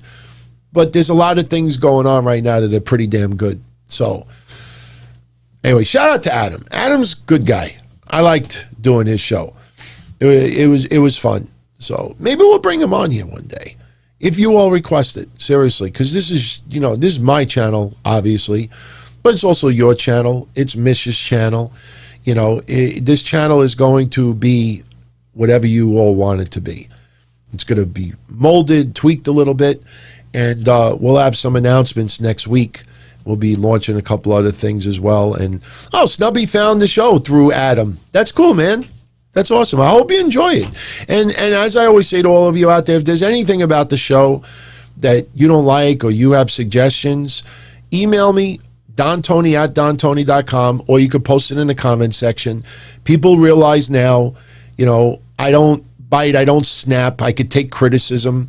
I like ideas. I like debating. We don't have to agree on every topic. People that troll, I usually don't deal with that. I do admire some good-ass trolling. Don't get me wrong, because I have trolled people as well. But if you're going to just do it just to, like, fuck with the channel or once in a while you get an asshole simply because someone live, sends some appreciation my way, and then somebody extremely jealous shows up and has to. I usually delete those people before you even get to see it. So, but anyway, so Shinsuke defeats Jey Uso. Enjoyed the match, but as I say for the third time, Nakamura, Cesaro, even Corbin, it feels like these wins were generated solely to make us feel like they have a possibility to win the Royal Rumble. It ain't happening. Didn't Nakamura win one year? So if I remember, didn't Nakamura win the same year as Asuka? I think so, because I remember, for some reason I remember Nakamura winning a Royal Rumble. So chat room, let me know. Yeah, he did. I think he won the same year as Asuka. So that was pretty cool, but I don't think it's happening in 2021. Ain't happening in 2021. Paul Heyman backstage with Adam Pearce, backstage with Roman Reigns, backstage with Adam Pearce and Sonya Deville. Basically what the storyline was tonight. Oh, thank you, Snubby. He's got me on Spotify. That's cool. The storyline tonight was supposed to be a contract signing. Just to summarize it. Supposed to be a contract signing with Roman Reigns, Adam Pearce. Originally, it was supposed to be a no DQ match, and Roman Reigns wants Falls Count Anywhere. Last man standing. Last man standing. So, originally, Paul Heyman, he says he'll take care of it for Roman Reigns. Adam Pearce asks if Roman Reigns signed the contract yet. Paul Heyman says no. He tries to talk Adam Pearce into thinking that Roman Reigns, like Adam Pearce, doesn't want a no DQ match. And he's trying to get Adam Pearce to agree to something. And that's the back and forth during the night. So we think towards the end of the night, we would have Roman Reigns and Adam Pearce sign a contract for Last Man Standing. I know I'm going back and forth a little bit, but I don't think anybody has a problem with that because we're staying in topic. At the very end, and I know for a fact, some of you got shortchanged tonight. Some people, and I caught it at the very last second because I was obviously preparing for the show. I go live within 5 minutes after. But I know for some of you out there, it got cut off on TV. And some people were really fucking pissed. I don't know what it is with WWE lately. I have complained for the last bunch of months. They've done this awful decision that when they hype up NXT matches, they don't even put the names. They don't even say what kind of match it is. They just put the two heads and the NXT logo in the back. You see when I post the shows. Yes, I know during the show they may show it on the TV screen or they'll show it on a YouTube video. But when they post it on their website, when they post it on social media, they just put the two heads with the NXT logo in the back. To me, that's lazy. And it doesn't make the match feel special.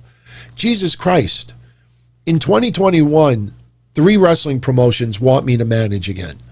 And I said, if I do it and I suck right off the bat, I'm done.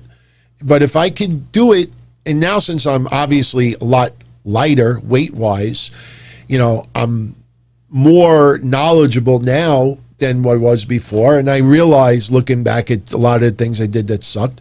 My point is you do something. What is he saying over here? But the point is, you do something, and you want to do it at 100%. So Adam Pearce and the Roman Reigns storyline, we think that they're going to sign the contract, and we get the swerve. I'm trying to think, why the hell did I even bring up me? I think my point is that you know, Deli Man. I would love to do the Deli Man thing again. I really would, seriously. But getting back to Adam Pearce and Roman Reigns and everything else, you know, I would have no problem seeing Adam Pearce against Roman Reigns. But, you know, the storyline with Roman Reigns, you know, we get a last man standing match, and they do a swerve at the I know why I was going to say it. Yeah, I didn't remember why. This was my point. NXT, I had a little brain fart for a second. I got like a little confused. I'm like, why did I bring that up? I'm not bringing it up to put me over, but here's my point. WWE lately has been awfully careless with their TV and their social media with advertising stuff. Like NXT, for example. All right? NXT, like you said, you go on their website, you go on their social media, and they just put the two heads with the NXT logo in the back. They don't put what type of match it is. They don't put the names. And my point was, you see me, if I was going to go back to managing, or if I had a match or something like that, trust me when I tell you, if I was the one making the banner, I'm going to make it look like the greatest match ever, or make it feel important, or make it feel special, or make it feel like you want to drag that person in to check it out. And you look at the NXT stuff, and there's nothing, like they think simply because you see Shotzi's head and you see Candice's head that it makes it special. That only goes so far, especially when you do the same matches every couple of weeks and you just throw it out there and they're like, again. So even if I was doing stuff, you best damn believe that if I was in charge of graphics, I would want to hype up every match and make it look so special. That's why I love AEW Dynamite's graphics and what they do. They kind of overdo it sometimes. So now you get to WWE and television with Raw and SmackDown. We have had multiple episodes of Raw that I think they forget. USA Network's not giving them an overrun on Monday nights. And they go off the air, and some people think it's a cliffhanger, and it's not. I mean, the thing with Randy Orton obviously was, but you had that AJ Styles one that was just like, what? What the fuck did I just see? Tonight, some people out there were bitching because Kevin Owens' music hit, and he was about to scribble on the contract, and they went off the air. Because I saw some of you early in the chat room also saying, like, did anybody else like not see the finish? Did something happen on my TV? This is sloppy. And I tell you, I've watched WWE when they were WWF and WWF. They're not known to do this repeatedly, and I don't think it's intentional. I don't know why they're mismanaging even 1 minute. And you would think because it's Thunderdome and they don't have live fans there, that even the ones that are on the LED screen, because I've been on Thunderdome 4 times, that if you're going to show the segment like with Alexa Bliss and Randy Orton, you know, that's pre-recorded. You know, so everybody out there is just looking at whatever is put in front of them.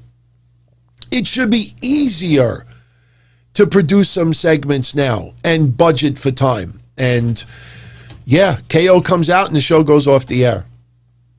That's not acceptable. That's not acceptable, in my opinion. But the end result is Kevin Owens signs the contract. We have last man standing, Kevin Owens versus Roman Reigns at Royal Rumble. I'm fine with it. Because no matter who Roman Reigns is facing right now, there's no way Roman Reigns is losing the belt. It's a WrestleMania match. Roman Reigns as champion versus somebody. So, yes, I would not have minded Adam Pearce.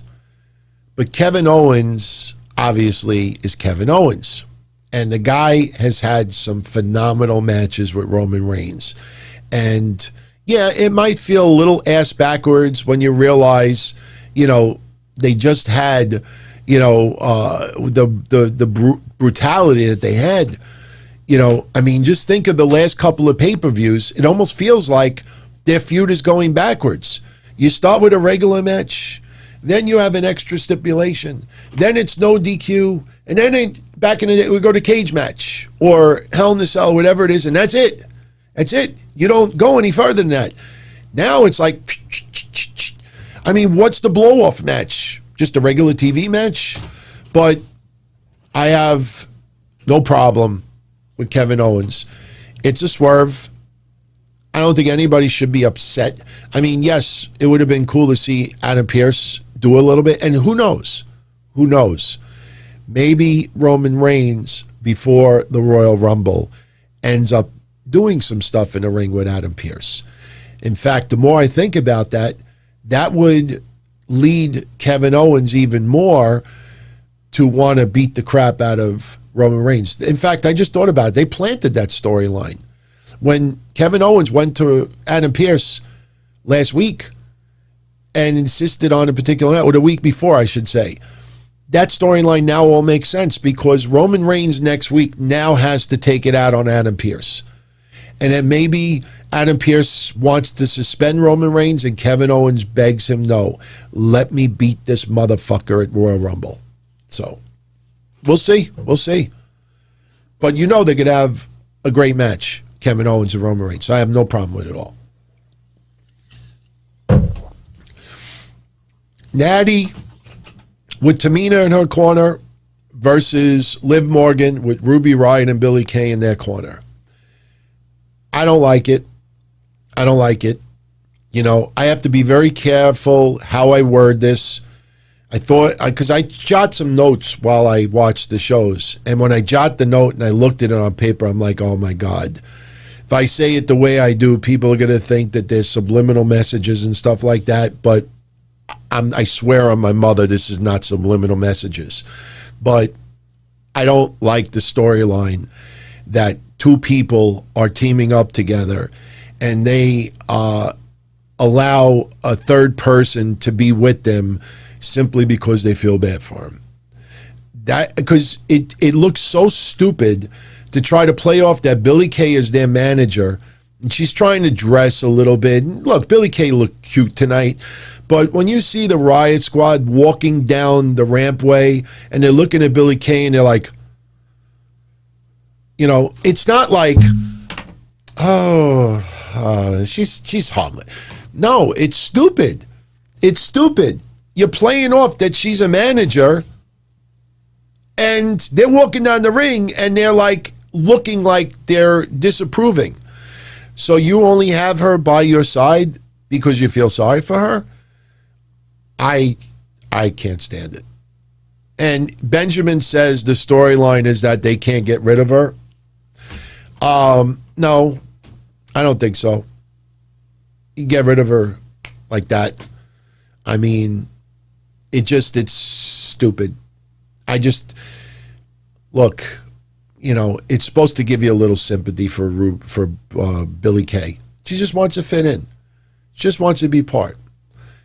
But like I said, you see them rolling their eyes and stuff like that. I'm like, and then the verbiage. Oh, the verbiage. I want to fart with some parts tonight. First of all, because Billie Kay happened to be around the ringside area near Natty, Tamina, because there's live mics over there, you know, what are you doing? What are you doing? Oh, no, I would just, I mean, it sounded so rehearsed and awful. And even Baron Corbin, when he was like making loud remarks to Dominic, I mean, he sounded like he was talking to a child, like, you're stupid. All I need Baron Corbin is to go, somebody's going to make a GIF file or GIF file, whatever that's called. But what would I do with Billie Kay? Dayhawk is asking me, what would I do with Billie Kay? Honestly,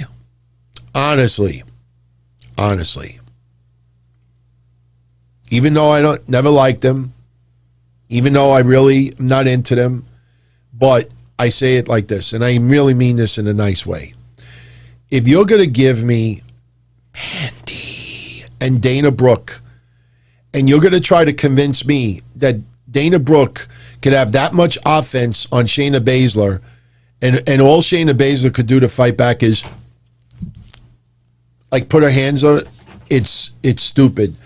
So if you're going to try to sell me on Mandy Rose and Dana Brooke, put back the fucking IIconics. Why? Because you don't have live fans there, so everybody could, pop and have a little tear in their eye or get a little choked up that it's just missing. Put them back together. Seriously. You brought Sonya Deville back to TV, which is awesome. And yes, they're using the behind-the-scenes role, the GM assistant, whatever you want to call it, and that'll slowly segue into her going back in the ring. Just put them back. Seriously. Unless WWE is convinced that they are going to part ways with one of them, just put them back together. Because right now, Peyton Royce and Lacey Evans just does not work, in my opinion. Peyton Royce is decent, and it just, I don't know. It just feels this whole storyline with Billie Kay is a mess. It's a mess. It's a mess. Bring back Fire and Desire. Maybe. Who knows? I don't think it's going to happen anytime soon, but, we'll see what happens. But, yeah, bring back the IIconics. Seriously, now I'm going to ask you an honest question. Everyone, post your answers. And as you can see, I got to do the opposite way. See, I'm looking this way. See, I'm actually looking this way, but it's reversed. So I got to be like, hey, I'm looking over here. The chat room, no joke, on my computer, it's over here. But I have to look like this. To make it look like I'm looking at you, I got to be like this. So I ask you this right now. Which team would you rather see remain together? The IIconics or Dana Brooke and Mandy Rose? If you were able to keep one of those teams together as a tag team.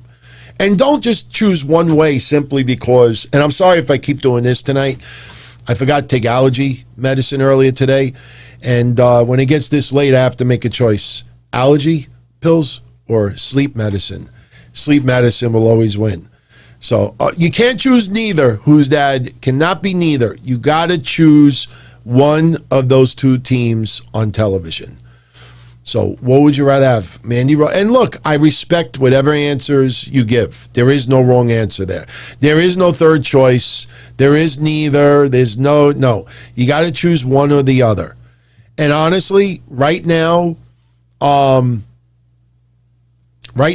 of them are for the IIconics. Like I said, there is no wrong answer here. But, you look at what they have tried to put together with Dana Brooke and Mandy and what they've tried to put together with Peyton Royce and Lacey Evans. And neither of those teams seem to be working all that well.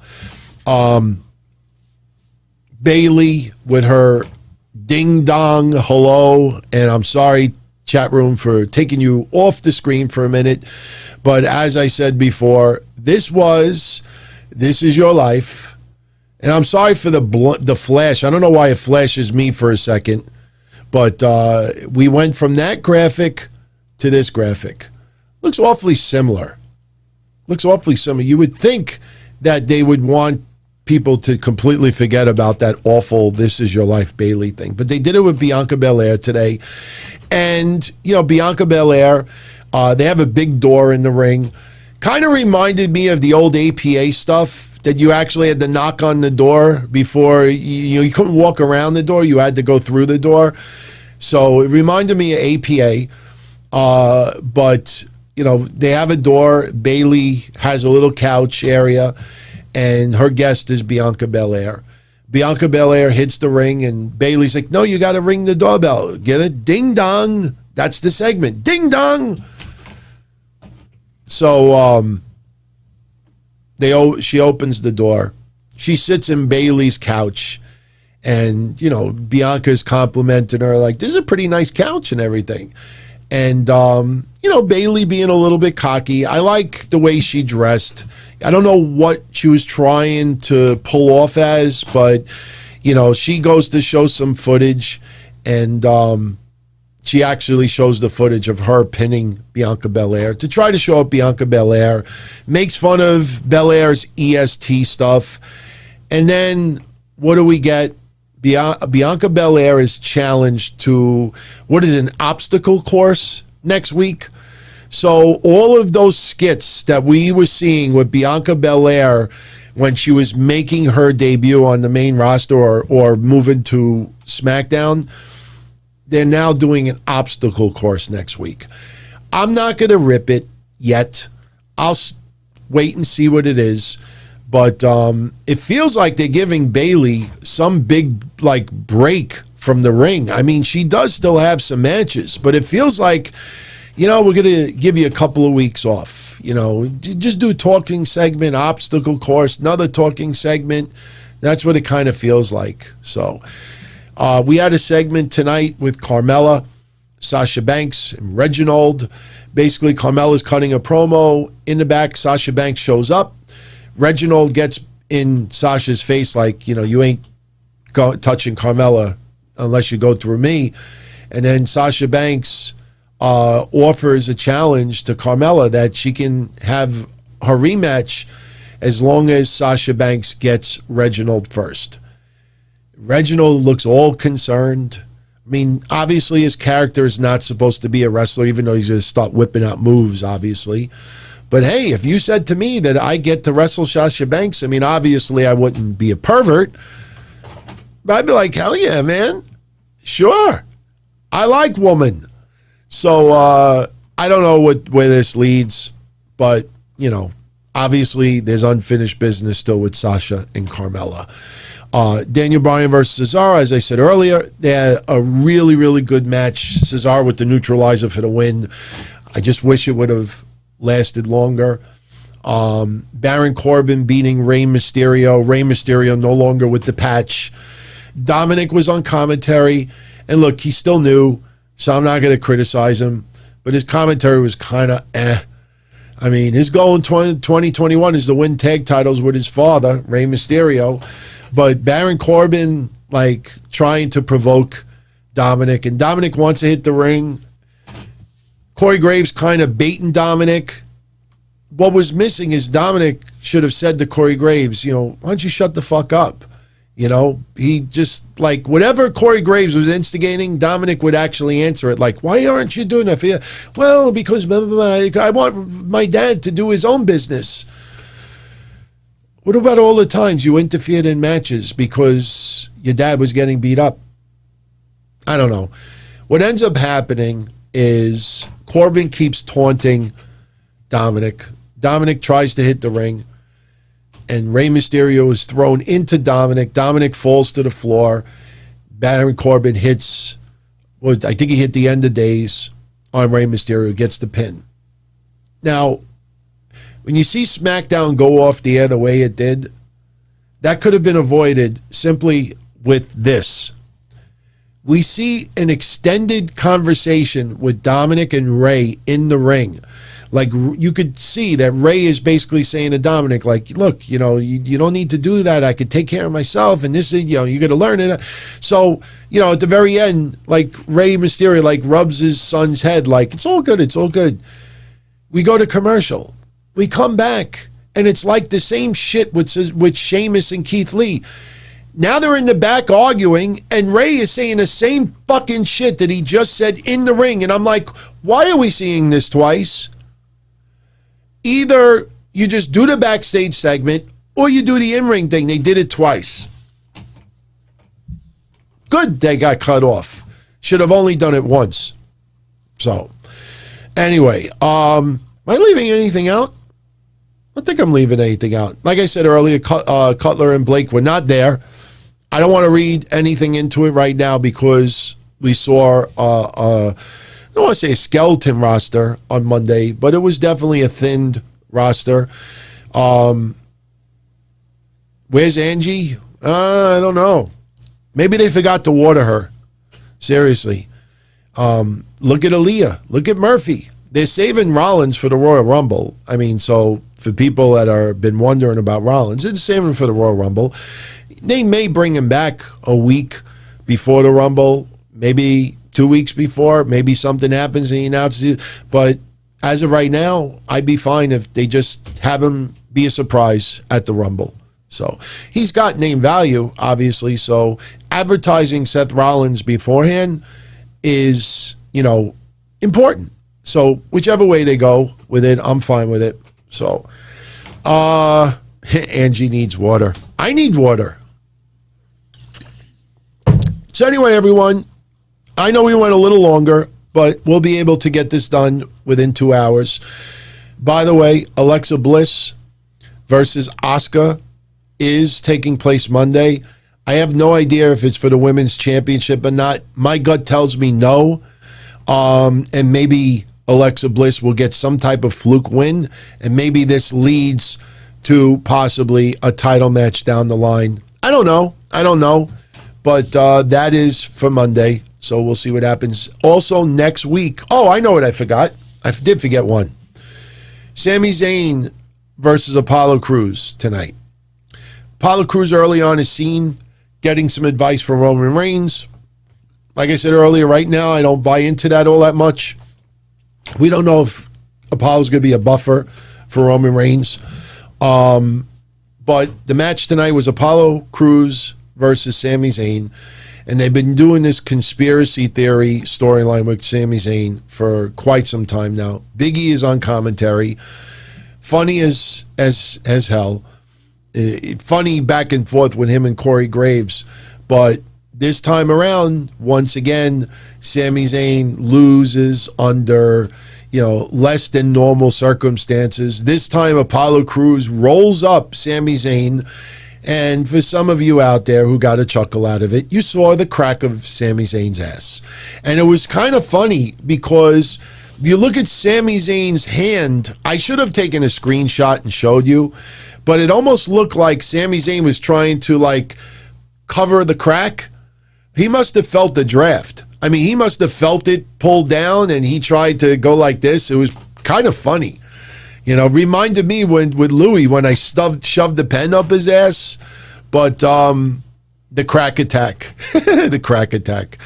Yeah, Sammy does look a little bit like a hobo. But I tell you, what a difference a year makes as far as my views on Sami Zayn. Last year, I got so pissed off when he was making those comments about some people, everyday Americans, not Trump supporters, let's make that clear, but just everyday people. They just wanted a little bit of normalcy. I paid some heavy price for that. The hate mail, the death threats, I thought about it. I said, okay, I was a little too hard on the guy. I apologized. I backtracked. And a lot of people accepted my apology. And since then, I've been an open mind and, I've changed my views in a few ways, I didn't run on social media like other people. Oh, I got death threats. Don't tweet it. Call the fucking cops. So, anyway. Snubby says, sell merch. I know. The pen. Yes, Austin, the pen. I should have kept the pen. I should have put it in a plastic globe. And just for dramatic purposes, I should have bought a brown crayon or a little bit of brown wax and just rub it on there a little bit. And, rest is history. Some people have no idea what I'm talking about. Maybe next Thursday I'll play it just for the hell of it. So we'll see. Sammy looking a little bit like Castro. Yeah, I could see it with the hat and the beard and everything else. But, he's not doing any mannerisms like Castro, and he's not talking or acting like, related with Castro. It's just a look. Look, people have looked like famous people over the years, but they're not necessarily doing the gimmick, But Jody's like, yeah. So anyway, look, before I get out of here, I want to give you my Impact Wrestling predictions. Once again, FITE TV does not deliver. I ain't kissing ass, man.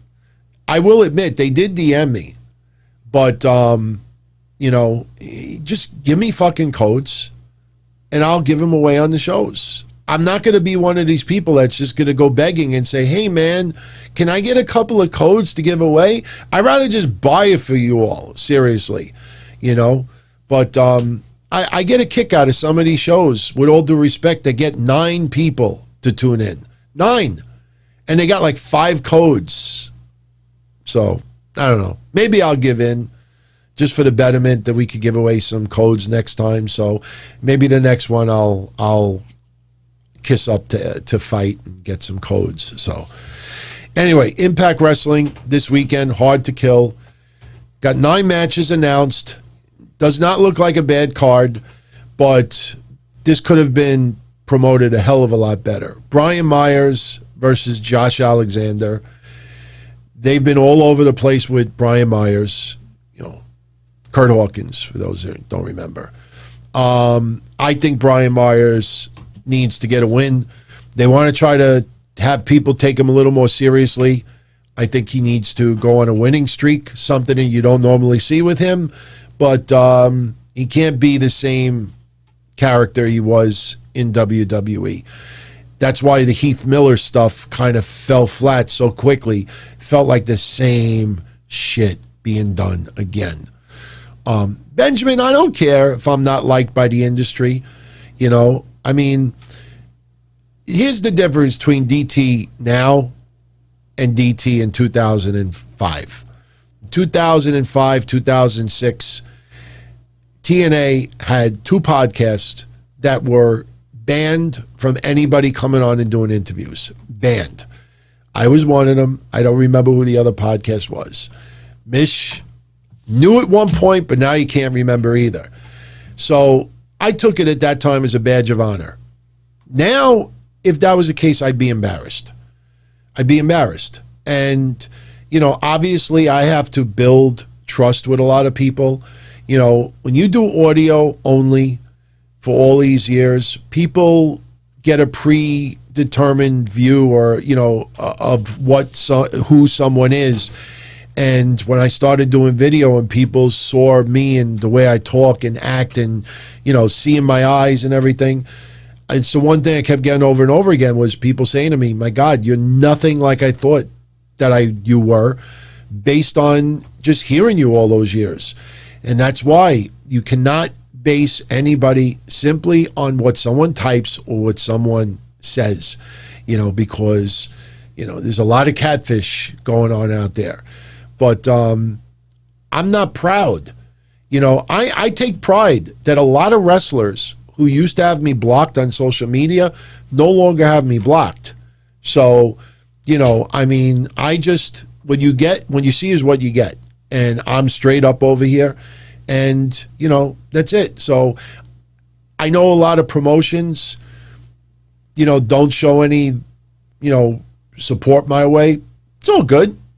You know, because I'm not doing it for them. I'm doing it for all of you out there. Seriously. I mean, let me also be clear that there are quite a few wrestlers. I'm not saying this bragging. I'm just making a point. Some of them you know already, but there are quite a few wrestlers that are on TV that do enjoy the shows. And, you know, every so often I get an email or a DM. Mish gets emails and DMs. We had someone, you know, I almost name dropped him a couple of months ago, but in the WWE Hall of Fame and part of a very famous clique, and who was one of our patrons for about 8 months. And, you know, I mean, when you look at the email address at the time, I sent it to Mish. I'm like, Mish, could this be? And we did a Google search, and sure enough, it really was that person. But there's a lot of individual wrestlers that support what I do. But as far as the promotions themselves, you know, it is what it is. I don't lose sleep over it.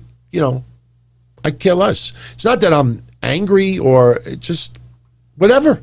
That's how I look at it. I'm indifferent about it. So, and honestly, I don't want people to call me Podfather. I don't want people to call me an icon or this and that simply because I've been doing it the longest. You know what I mean? I want people that are watching this right now enjoy the shows because they enjoy the shows. So anyway, with that said, Impact Wrestling predictions. Brian Myers, I believe, should get the win over Josh Alexander. We have an intergender tag match. Rosemary and Crazy Steve versus Tennille Dashwood and Caleb with a K. This feels like uber comedy coming, and honestly, I'd like to see Rosemary and Crazy Steve get the win. Karate Man versus Ethan Page. I don't know what the hell they're going to do over there. I don't know if it's going to be something pre-recorded. There's obviously going to be some goofiness to it. I don't even know how to make a prediction on this match. I personally say no contest. I mean, it's just, I like the whole Karate Man gimmick thing, but this, you know, I'm going into it in an open mind. I'm not crapping on it. It's just, when I see this match and the way it was built, like, I'm at a loss. I mean, I'm curious to see what they're going to do, but, like, I'm at a little bit of a loss over here. So, yeah, I know. Ethan's going to be on his way out of Impact, so I hope WWE picks him up. Seriously, I hope they do. I am a fan of Ethan Page. Eddie Edwards versus Sami Callihan, barbed wire massacre.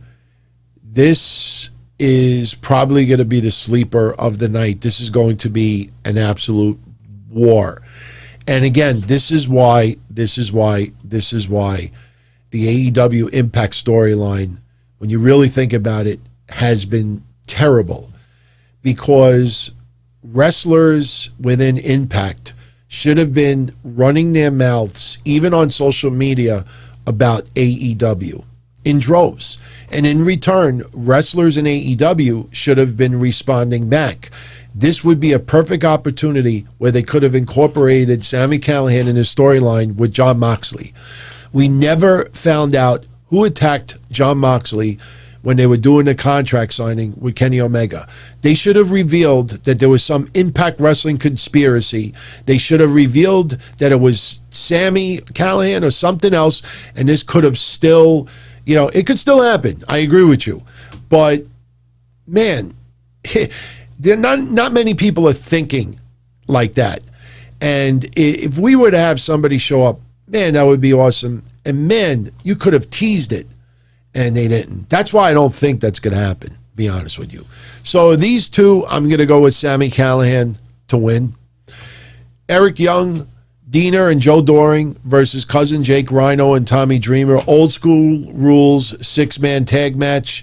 Since I'm going with Sami to win the barbed wire massacre, I'm going to go with Tommy Dreamer, Rhino, and Cousin Jake to get the win there. A little bit of ECW, you know, nostalgia. Deonna Purrazzo versus Taya Valkyrie for the Knockouts title. Simple. As I said before, Deonna Purrazzo is not losing that belt. Taya Valkyrie will lose this match. Manic defending the X Division title versus Chris Bay and Rohit Raju. As much as I would like to see Manic retain, I think it's time to give it to Chris Bay or Rohit Raju. They need, especially Chris Bay, to have an extended, long run with the X Division Championship. I don't want this like month-long reign and then lose it, this and that. Although I did say last year, keep Rohit Raju on your radar. I like that guy's work as well. So I'm going to take a little oddball here, and I'm going to go with Chris Bay to win the X Division title. And who isn't TJP under the mask for Manic? I think TJP is wrestling as Manic. Actually, let's do this one first. Havoc and Nevaeh versus Kira Hogan and Tasha Steelz for the vacant Knockouts Tag Team Championships. I personally would like to see Kira Hogan and Tasha Steelz win. I liked Tasha Steelz when she was doing some work in NWA. I really am a fan of Kira Hogan. Havoc and Nevaeh are not bad as well, but for me, I would like to see it put on Kira Hogan and Tasha Steelz. Nice team to have as a returning, not that they were the title holders before, but since you're bringing back the Knockouts tag titles, I'd like to see them hold it. So, and finally, Rich Swann, Chris Sabin, and Moose versus Kenny Omega and the Good Brothers. Just straight up 6-man tag, no stipulations, no DQs or anything like that. Now with Moose in this match, I hope they don't do this, but how I feel is you just made the match uber predictable. Moose turning on Rich Swann, whether after the match or walking out of the match, I just don't see that team winning. Especially since you don't have the Motor City Machine Guns teaming up right now. It's a swerve. It's a diversion. You know, obviously you don't want your own Impact wrestlers to lose with someone that's representing another company, because then you, in storyline, you get more of those paid advertisements, bragging this and that. You would want to shut Tony Khan up. Now with Moose, there's that element where Moose could just turn on Rich Swann, and that segues into that title match. And meanwhile, you realize those people never showed up at Dynamite even once. So VJ is giving me a fuck, marry, kill. Taya Valkyrie, Havoc, and Nevaeh. Man, I don't like doing those anymore because I'm an older guy now, and it comes off almost to the level of perverted sometimes. And I don't like killing anybody, you know. But me, I don't know any of them personally, so I probably would. How's about fuck, marry, ditch? You know, stand up. Seriously. You know, you tell them you're going to take them out, and they show up, and you don't show up. How's that? How's fuck, marry, ditch? You know, just set them up. You know, hey, I'm here. I'm at the restaurant. Oh, I'm right over, and I don't show up. So I kind of like that better. I probably would marry Taya Valkyrie, even though she's taken. It's a toss-up with the other two. Ditch the bitch. It's a little extreme, but yeah, you could play ditch the bitch, you know. But I don't think any of them are bitches. I've actually heard nice things about all three, to be honest with you. So if you're going to force me, I probably would ditch Nevaeh, you know. Come on, would you like to go out again? Nevaeh, Nevaeh. That's heaven spelled backwards. You know what? Yeah, no, I would ditch Havoc. Yeah, I thought about it twice. I ditched Havoc. So, anyway, that is your predictions for Impact. So, I'm going to get out of here. I am going to try to relax this weekend, rest the vocal cords a little bit, because, man, we did a lot of shows this week, had a lot of fun. We're just starting. But I'm going to relax this weekend. My significant other is not here tonight. She's got to take her dogs to the vet tomorrow morning, so it was a lot easier for her to stay home. So as soon as I finish here, I'm going to put the show online, and then Space Mountain Woo, I didn't forget about you, brother. I will go on email, and I'll take care of that for you too. So who's dad? No, I did not get your super chat. Let me see. Let's see. Oh, yes. If I knew that you sent that, I'd just leave this sitting there all day long. Are you the cowardly? Is that the cowardly lion?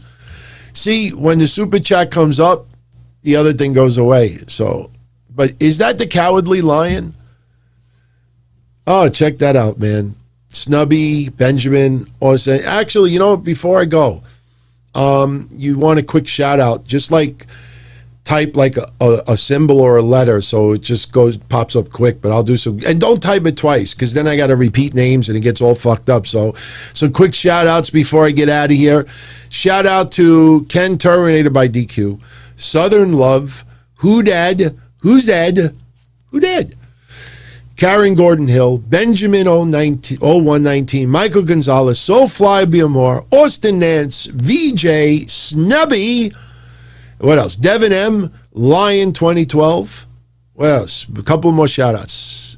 Come on. Andre, hurry up.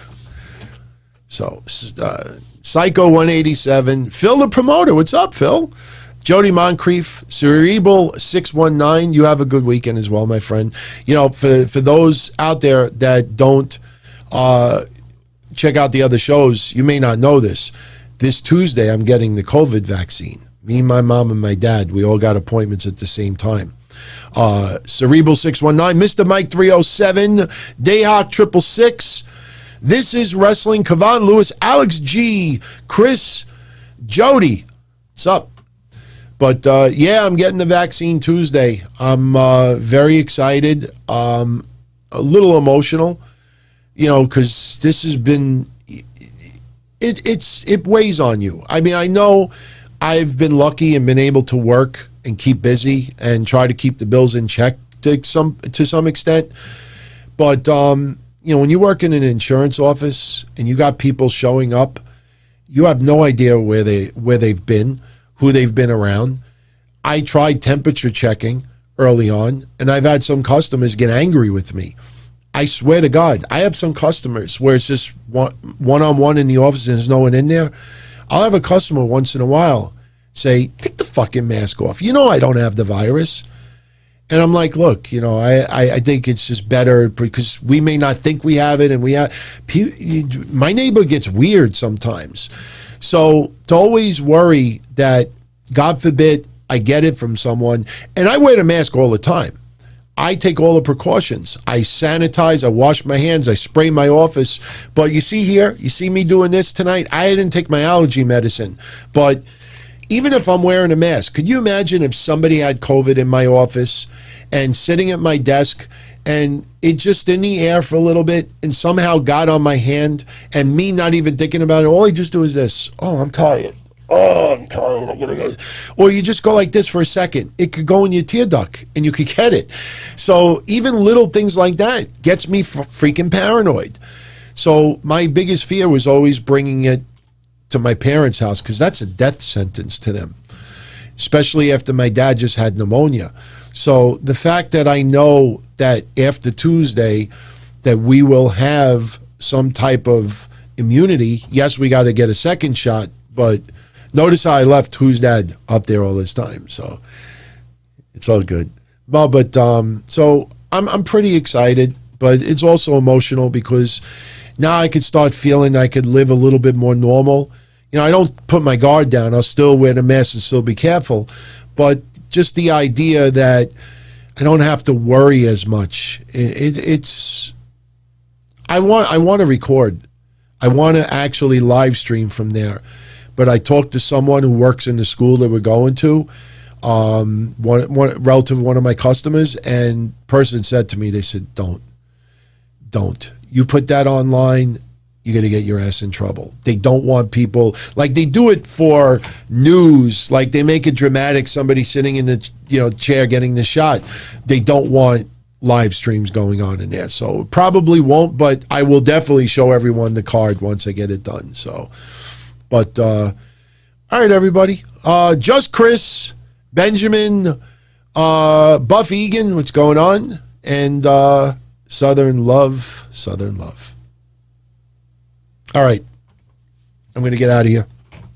Everyone, before you go, as I always say, if you enjoyed the show, hit that like button, which will give recommendation to YouTube to show the episode to others. And for everyone who is fairly new to the channel, welcome aboard. And thank you, as always, for the support. Much appreciated, more than you know. So I will be back here Monday night with Mish after Raw. Got a few things planned to discuss, and then we're right back to the same routine. So okay, just answer one more question. VJ, yes, I am getting the Moderna. I didn't have a choice in the matter. When I got the appointments, they emailed us a form we have to sign, and there was like a 6-question questionnaire about a couple of things, and then they give you like a 3-page summary of what like the side effects could be and what you're getting and this and that. And it said right on there, you are getting the Moderna COVID vaccine for SARS or something like that. I don't remember exactly how they wrote it, but yeah, it's Moderna. And I did not have the opportunity to choose. I will say this though, I feel bad for a lot of people out there, because when they announced on Monday that grocery people could get the injection. I work part-time in grocery. And, I do this classes and I'm around people all day. So my father qualified immediately. Then they dropped the age to 65, so my parents qualified no matter what. I immediately stopped what I was doing and went on the state's website and set up their accounts. And the thing is, I told everybody this the other day, you cannot use the same email address for different family members. Every person has to have a different email address. My mother doesn't have an email address, and I didn't want to use my father's email address because then they would have emailed him all this stuff, and I wanted to set the appointments up right then and there. So I gave my mother, I signed her the Don Tony email address. So stuff about the vaccine is being emailed to the Don Tony email address, and it's for my mom. But when I registered all three of us, it gave me a list of places that we can go. And I found one that's about 5 minutes away from where they live. And then it showed me the times. And for 3 o'clock, it said there's 6 spots remaining. 3:30, there's 11. 4 o'clock, there's 2. So I grabbed 3:30 on Tuesday for me, my mom, and my dad. I had to keep going in 3 different times, 3 different logins.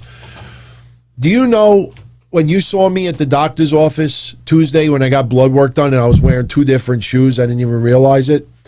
When I told my doctor that we got the appointments, she said to me, she goes, I can't believe you got it. She says, by 5 o'clock Monday afternoon, everything was booked until April. I said, you got to be kidding me. I saw all these open spots, and she says, no, there's nothing available. Then Cuomo today revealed that for the next 14 weeks, there's no spots open in the entire New York State. So I got extremely lucky. The timing was perfect. That if I would have even waited a couple of hours, I'll do it later, I would not have been able to get those appointments. So, it's a pretty big deal. But, and like I said, the news came out today that WWE may be moving WrestleMania to, I think, April 11th. April 11th let me see what that Sunday is. Hold on. April 11th. That is a Sunday, yeah. There was reports today that WWE is moving WrestleMania 2 weeks ahead. They were originally going to do March 28th, but now it looks like they may bump it to April 11th. It hasn't been announced yet, but I brought this up the other day. I will be completely vaccinated by, Tuesday is the 19th. By the end of February, I will be vaccinated completely. So for all of you out there, in Florida, if WWE is going to have live fans in attendance for WrestleMania and we don't have to sit in the boondocks, maybe they let people sit ringside as long as they have proof that they were vaccinated. I will be at WrestleMania this year because I'll be vaccinated by the end of February and WrestleMania is in April. So if that happens, you will have me in Florida. I'm going to talk to Mish to see if he's going to go. And you know what? Here's the greatest thing about it. A lot of people have made excuses over the years for not having get-togethers. And usually the number one excuse is money. My parents were in Florida, and their JetBlue ticket was $39. So you can book a round trip right now to Florida for under $100, especially because they haven't announced if fans are going to be there yet. Okay, you reserve a plane ticket for $100 now. What's the worst thing that can happen? You don't go and you lose $100. It's a lot different than losing $1,000, So I think this weekend or early next week, I am going to book that weekend of April 11th. If I could take off more than that, then I'll stick around if Dynamite is still going to be in Jacksonville, and I'll hang out in Florida until Thursday, and hopefully I'll be able to hang out with all of you. But yeah, no, people think I'm joking. Go on JetBlue or Travelocity and type in Florida. You can get plane tickets right now for $30. So there's really, for anyone out there that, may be vaccinated or want to go and are not really concerned about, what's going on, and should be a lot better by then, you can get next to nothing right now. Hotels have lost so much money, you have no idea, the offers they send. Mohegan Sun, I can't go anytime soon because my fiance's working again. But they offered us everything for free. we were supposed to go the last week in January, and I had to cancel it. They offered everything for nothing. Food, lodging, everything. Except for gambling, obviously. And I don't really gamble all that much. But when I do, I hit. So I hope to see some of you out there for WrestleMania, because I am going. I am going. The only way I won't go is if they announce fans, but you have to sit like in the boondocks. I want to go and sit almost ringside. You know, I don't want to sit in section 900. That's why with some of the AEW stuff, there was a few times that a bunch of us thought about just going to Florida for a day or two, go take in AEW Dynamite, and then fly back. This was 3-4 months ago, but I don't want to go there to sit all the way up there, you know? So anyway, we'll see what happens. We'll see what happens. Oh, yeah. Yeah, I'm sure there'll be some signs.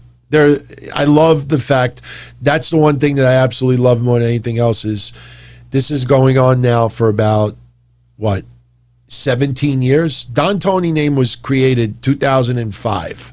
So, yeah, it's about 16 years under the Don Tony name. So, but anyway, all right, everybody. I know we rambled a few extra minutes. It's all good. You know, we have a little conversation about some real life stuff once in a while. I don't think anybody minds. Nobody is stopping anybody from hitting the stop button if they didn't want to tune in. But everyone have a great weekend. Much love as always. And I will catch you on Monday for Breakfast Soup Raw. So I'm out of here. Have a great weekend. Keep sending your feedback. Keep posting the comments. You see I'm answering everybody. And yeah, we'll do it again. And next week we'll do another Who Am I, by the way. That was fun yesterday. I'm shocked how great that came across. I expected people to call me a dick after how I did the contest, but nobody, people were mad that they lost.